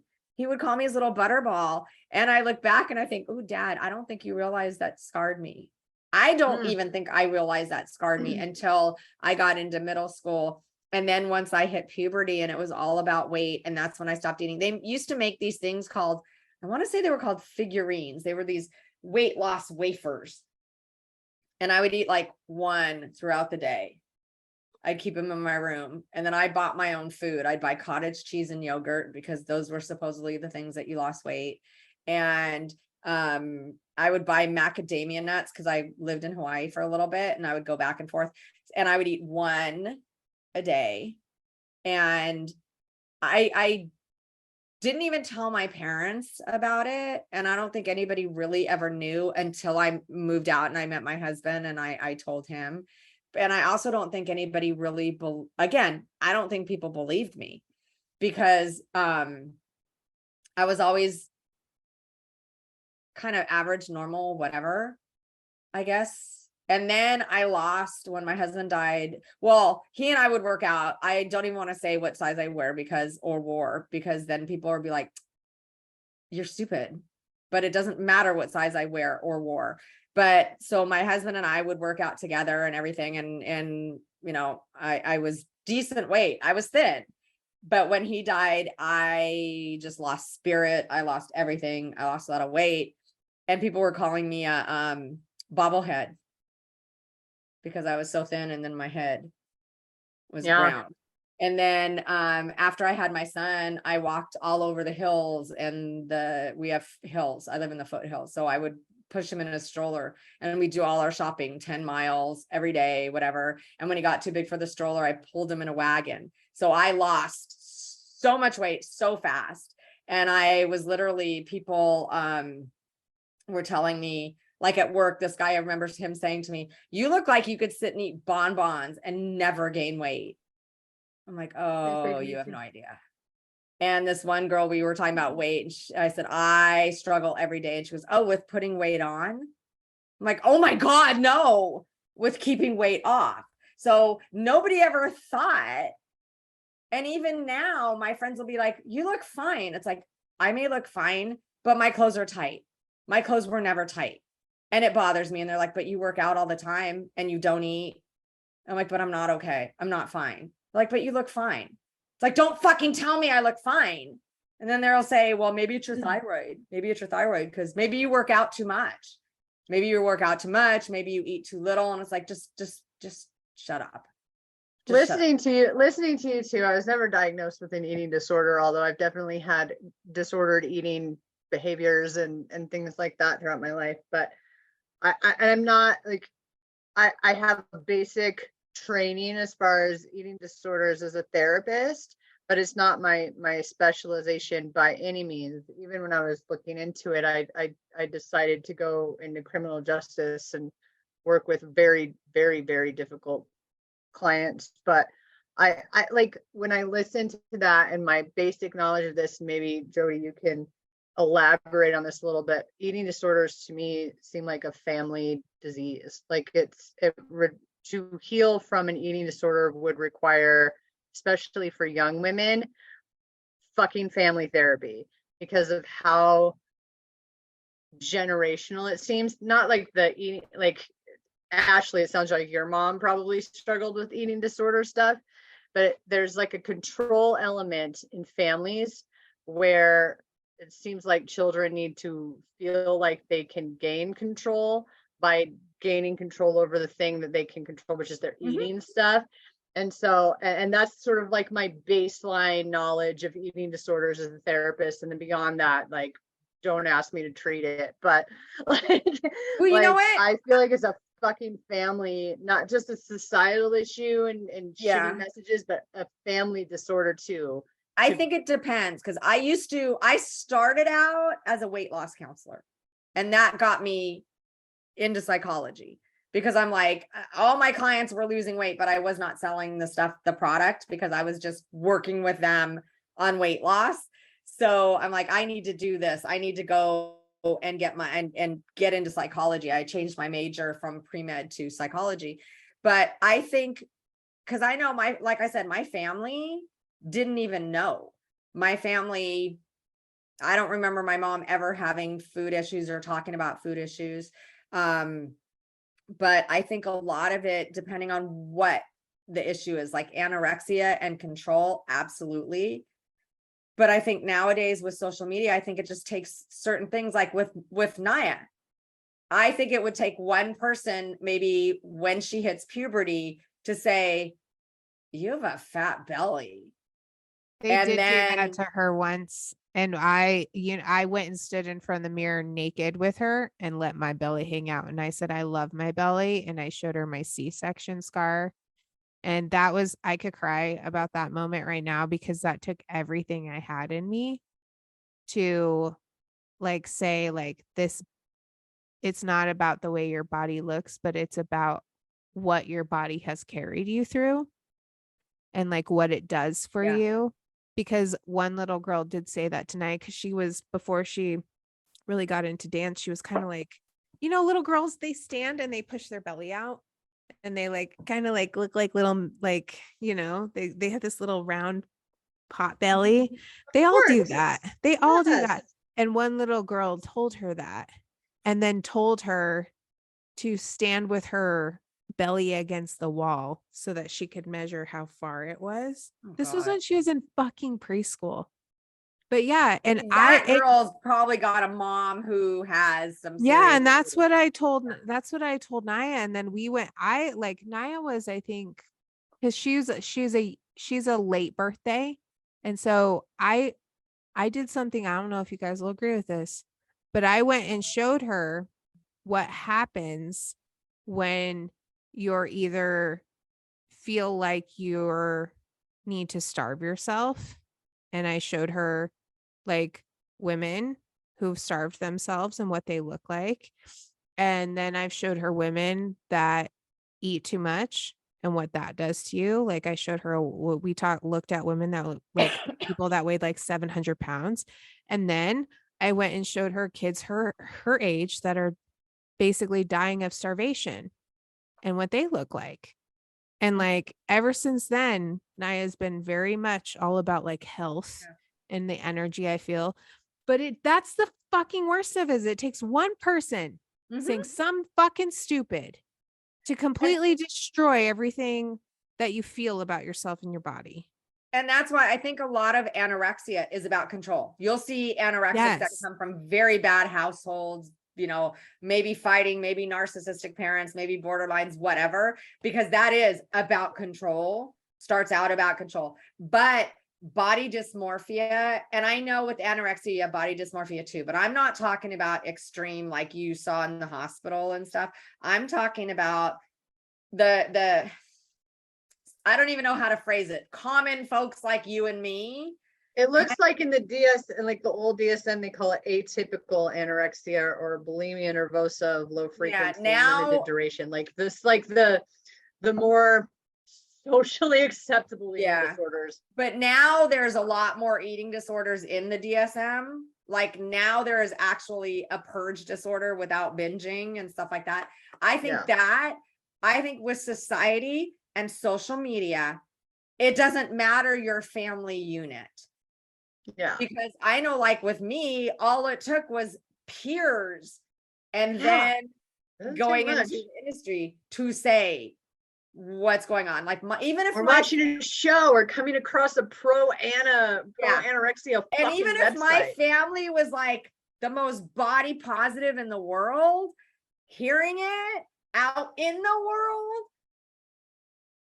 that's what starts affecting you. Like I love when I was sick and I was in bed and I had the TV on, I kept seeing commercials for Lizzo's I think it's HBO that she has a special, and she goes, you know, no one expected a fat black rapper who can play the flute. And I just, part of me wonders, do you really love yourself that much? I hope you do.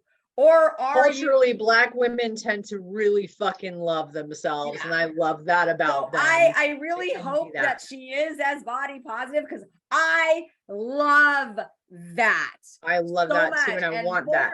Oh my God. I just want to love, like, and if you ask me, what do you want more? Do you want the body of your dreams, or do you just want to love your body? I just want to love my body. I just want to love my it. body, man. And like, that was one of the reasons why, like, I stopped counting calories and I stopped like exercising as much. And I was like, you're not going to shame yourself into self-love. You're not going to hate your body into body confidence. You're not going to punish yourself into health. And like, and I got to tell you, that was a risky fucking move. And like, to be honest with you, almost every day I regret it, because I gained about 15 pounds. And like, especially after COVID, that shit sucked. Like, I stopped hooping, I stopped doing all the things. And I said, no, God damn it. If you're going to tell yourself that you're not worthy of loving yourself and you're not beautiful unless you weigh less than 150 pounds, because my body really is muscular. And if I drop below 150, I start to look sickly with my legs and stuff. But like, I was like, no, if you can't love yourself right now, then you're going to hate yourself even more when you're 128, because I hated myself when I was 128. I hated myself, and I was a size 0. And like, I still thought I was a cow. I still thought like I was ugly and fat, because then I was crucifying myself for my loose skin, and it still wasn't fucking good enough. Right. Like, even when I was really skinny, I had acne scars, and yeah, my hair was totally thinning and falling out because I was so skinny. Like, there's all these imperfections that I can pick out all the time. It doesn't matter, like, if it's not my weight, it's my skin. If it's not my skin, it's something else. If it's my teeth, you know, like I'm constantly obsessing over one feature or another of mine that isn't good enough. And that message, and maybe we should sort of, I know we're probably coming up on the time, so maybe we should try to end this by like normalizing that this is like what women fucking go through, and some men too, but like, and also like we can live like really happy and healthy lives and overcome this shit. I don't know. We need to come up with a positive way to end this podcast today, because it's like, I don't want people to walk away obsessing over all of their. I want to say 2 things. One is that Victoria's Secret song. I put together a video about the Victoria's Secret, and I took all these pictures from being a kid to now. And that triggered me so bad. I mean, for one, I got a violation as soon as I posted it, because I didn't realize my son was wearing a bathing suit when he was 8. It was me, my son, Captain Hook, and Mr. Smee. And we were all in our bathing suits. So I got a violation for nudity for kid, minor safety. but so it didn't post, and I worked really hard on it, and it triggered me so bad because I looked at so many of those pictures and I started crying because I'm like, I wasn't fat. I wasn't fat at all. And yet at that time, I thought I was fat. And now I look at myself and go, now fuck me, I'm fat, which I have to stop doing that. So that's the thing, is we look back. I saw a meme that said, I spent all of my skinny years thinking I was fat.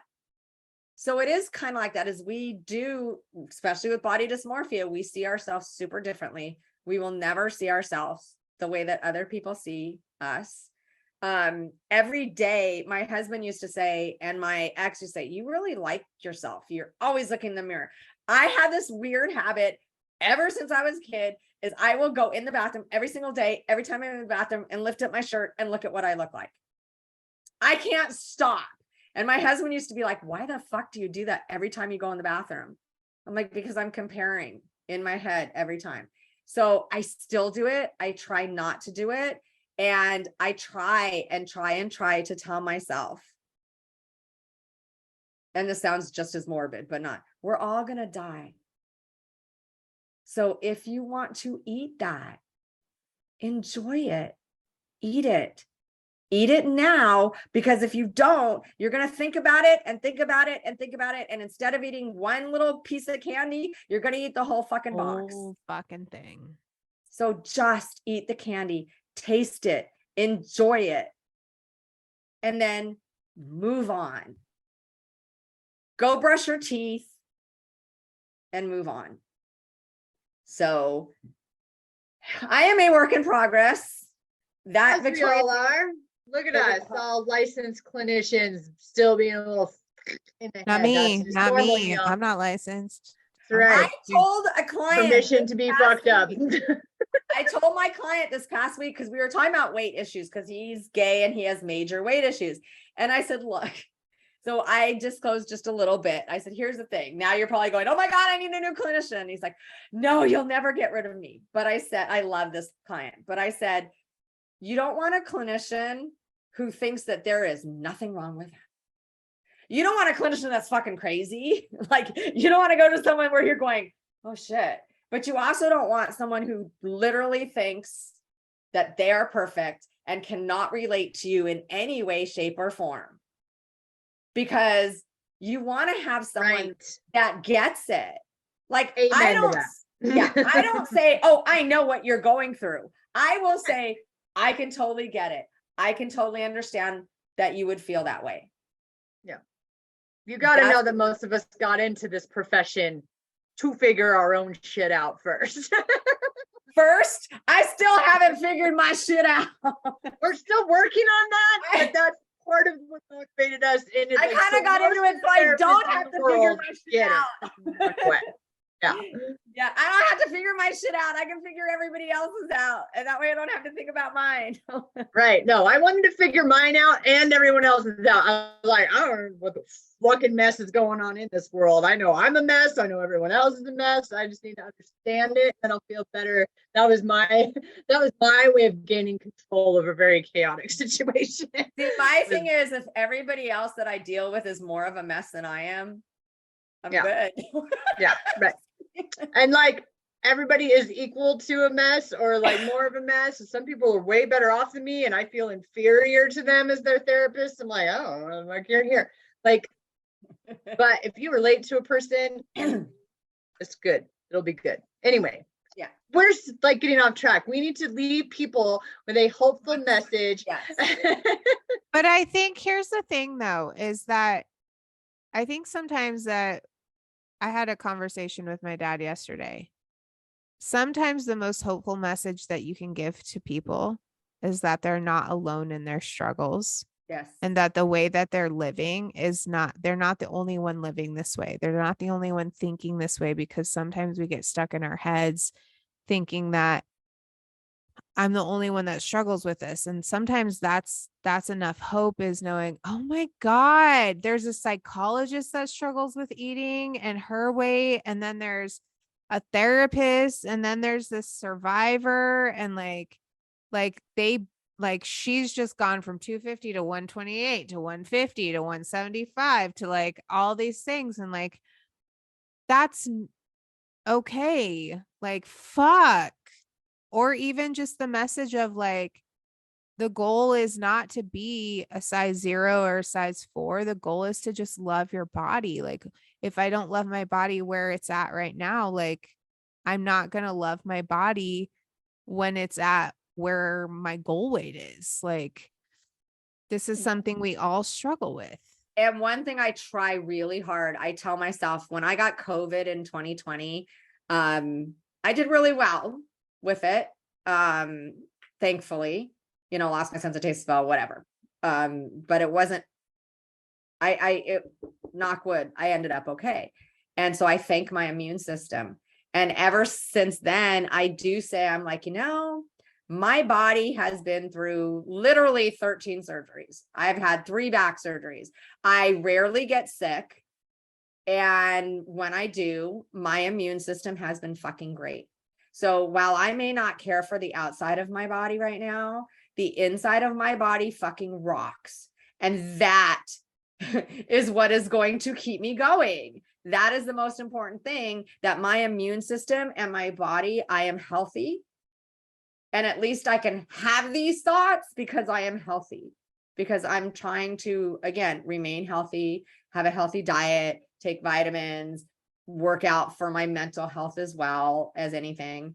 But what's inside, and I know the whole fucking adage of beauty is more, isn't just skin deep. Beauty is more than skin deep, or whatever that fucking thing is. It's seriously true. It's seriously true. And the more confidence that you have, it shows, and you glow and you shine, and that's what people see. And all of the rest, like, you become this package, this beautiful package that people are drawn to. Yep. And I really attribute, like, the healthy people in my life are the ones who are seeing the beauty, like the truth of me, and the toxic people in my life are the ones that see my insecurities and my vulnerability and prey upon that. And so the more I work on my own self-love and loving my own body and loving my whole self, like, the less likely a toxic person is going to see the insecurities and the vulnerable stuff and prey on that. And the more healthy, awesome people I'm gonna surround myself with, that just keep feeding, like, keep hyping me up, because I'm gonna hype you 2 up forever. Deal with that. That's, like, hey, I'll take it. I'll And take that's it. the like, thing. I just want to be a hype girl for you. Y'all be hype girls for me. Yeah. And, like, I feel like that is what's gonna bring us all of the joy in the world, and keep the fucking toxic people at bay. Yeah. I think we need to start spreading that. I really do. Like, even on social media, when people are fucking assholes to me in my comments, I still try to be nice. semi-nice, I still Positive. try not to be rude. I try not to be rude to people in general. And I don't, like, even my ex, when I used to look at his insecurities, and I remember posting saying his insecurities in the past, his flaws might have, like, but now I'm endeared to them, because then they make me accept my flaws as well. Now I'm like, again, just because he's an ugly person because of who he is. But, it's when you look at people and you're not looking for flaws, you're looking at them. Yeah. And their flaws are what make you beautiful. And, like, the one thing I'd like to, like, add to this is I want to make sure that, like, every listener knows that no matter who, like, a person considers to be their idol, or who they consider to be their personification of beauty or perfect body, that person is more insecure than you are. Like, Kim Kardashian, Khloe Kardashian, Kylie, like, Jenner, like, the women that are the epitome of beauty are the most insecure people in the entire world, because they can't even go out in public without feeling they need to filter themselves. Yeah. And like they will go and get like literally like ribs removed, and like they live inside doctors' offices to try and maintain or even like further perfect their beauty or their bodies, because they can't maintain the fountain of youth, because they're human beings and they're aging and they're changing and they've got hormones and they're going to go through menopause, and like they're more insecure than we are because they have to maintain societal standards. So like They set them and now they have to maintain them. they set the bar so high and now they have to Yeah. maintain it, and the bar that they set so high wasn't even real to begin with. So like the people that are on the pedestal, they're more insecure than any of us are Mhm. because they're in the public eye. So like One of my favorite people on TikTok, Kiko or something, she's that 72-year-old lady that I showed you. Oh my God, she just freaking gets out there and rocks. And no Yes. makeup on, and she's 72 years old, and it's like I fucking love her. And Yeah. she's 72. So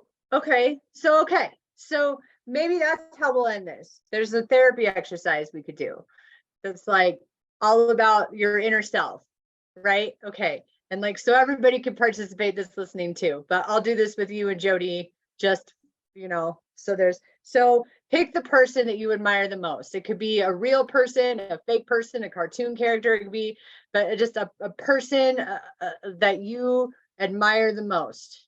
And then once you have that person in your mind, pick like the top 3 or 4 characteristics of that person that you admire.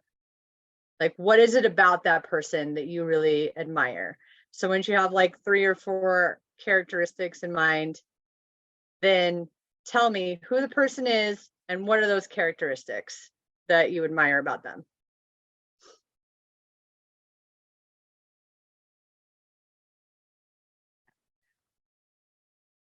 do they have to be living or dead? They could be living, they could be dead. They just have to be a person that you admire.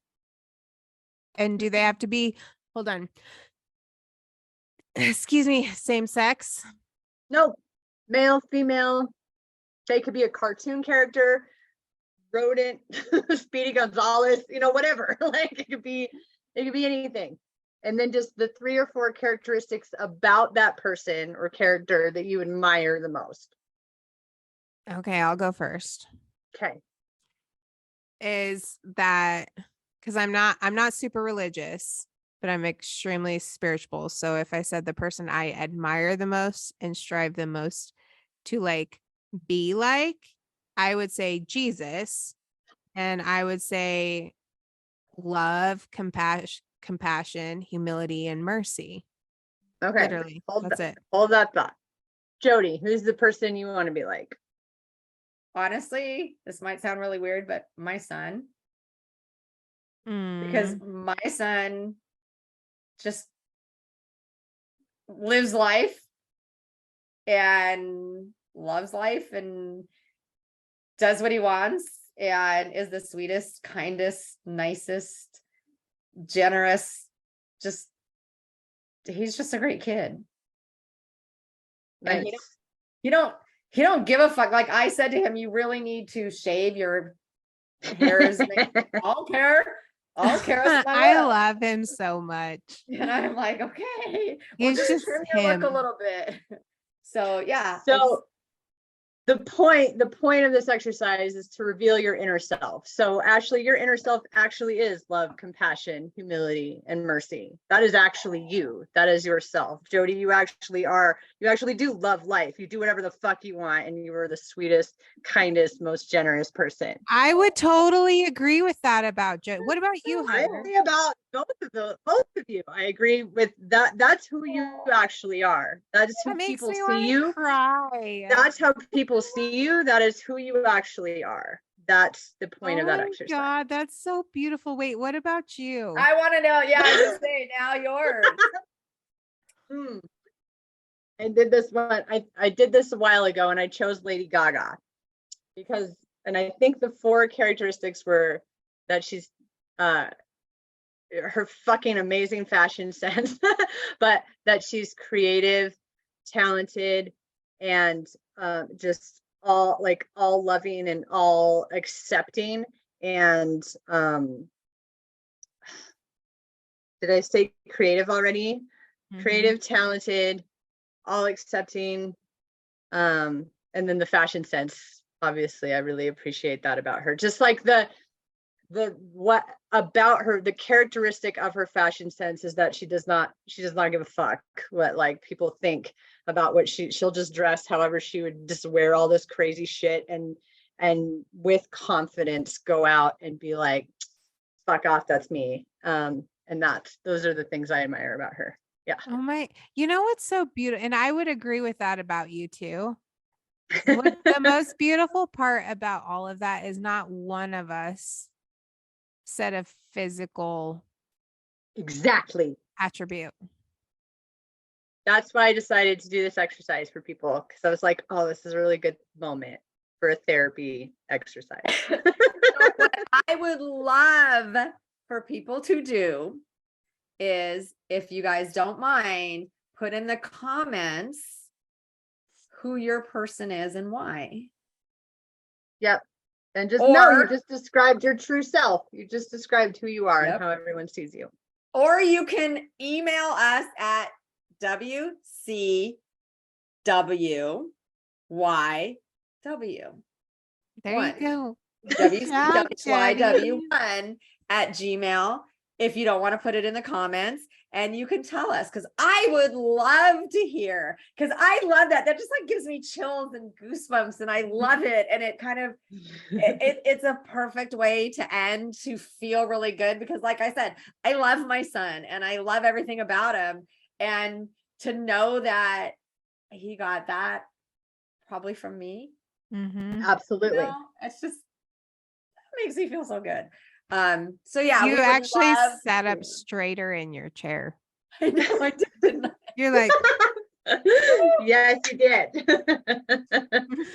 You both did. So thank you guys so much. On that note, hopefully this will be posted sooner rather than later. It will. Not hopefully, it's happening. Oh, this is absolutely happening. And we want to hear from you guys too. Please, in the comments or email us any wine suggestions, because remember, white wines matter too. Red wines, rosés, they're all good. Any wine suggestions, if you have like glass suggestions, if you've seen any real cool glasses on Amazon. I have an Amazon store marketplace thing, and Ashley, you have one that you're building, or you already have it up. yes. For the ones that I bought, if you want to buy them, they're all in my Amazon store on my link tree, on my TikTok profile. I think we can add them to I think we can add it. Heather, you got to get yours going, your Amazon store. And I think we can add it to our YouTube so that you guys can buy, if you like the glasses that we have or anything that we have with the podcast and other things. Just tell me how to do that. Is it like a wish list? You just tell me how to do that. And We'll tell you how to do it. All right. Tell you how. Because we're influencers, remember? Gross. Don't ever say that again. Hey, just because you weren't called a major social influencer and Heather and I were. So gross. Oh, God. We have some really good podcasts coming up that you guys are not gonna want to miss. I'm telling you right now, you're not gonna want to miss them. So on that note, ladies, cheers. Cheers. Love you guys. Love you. Love you. Got it.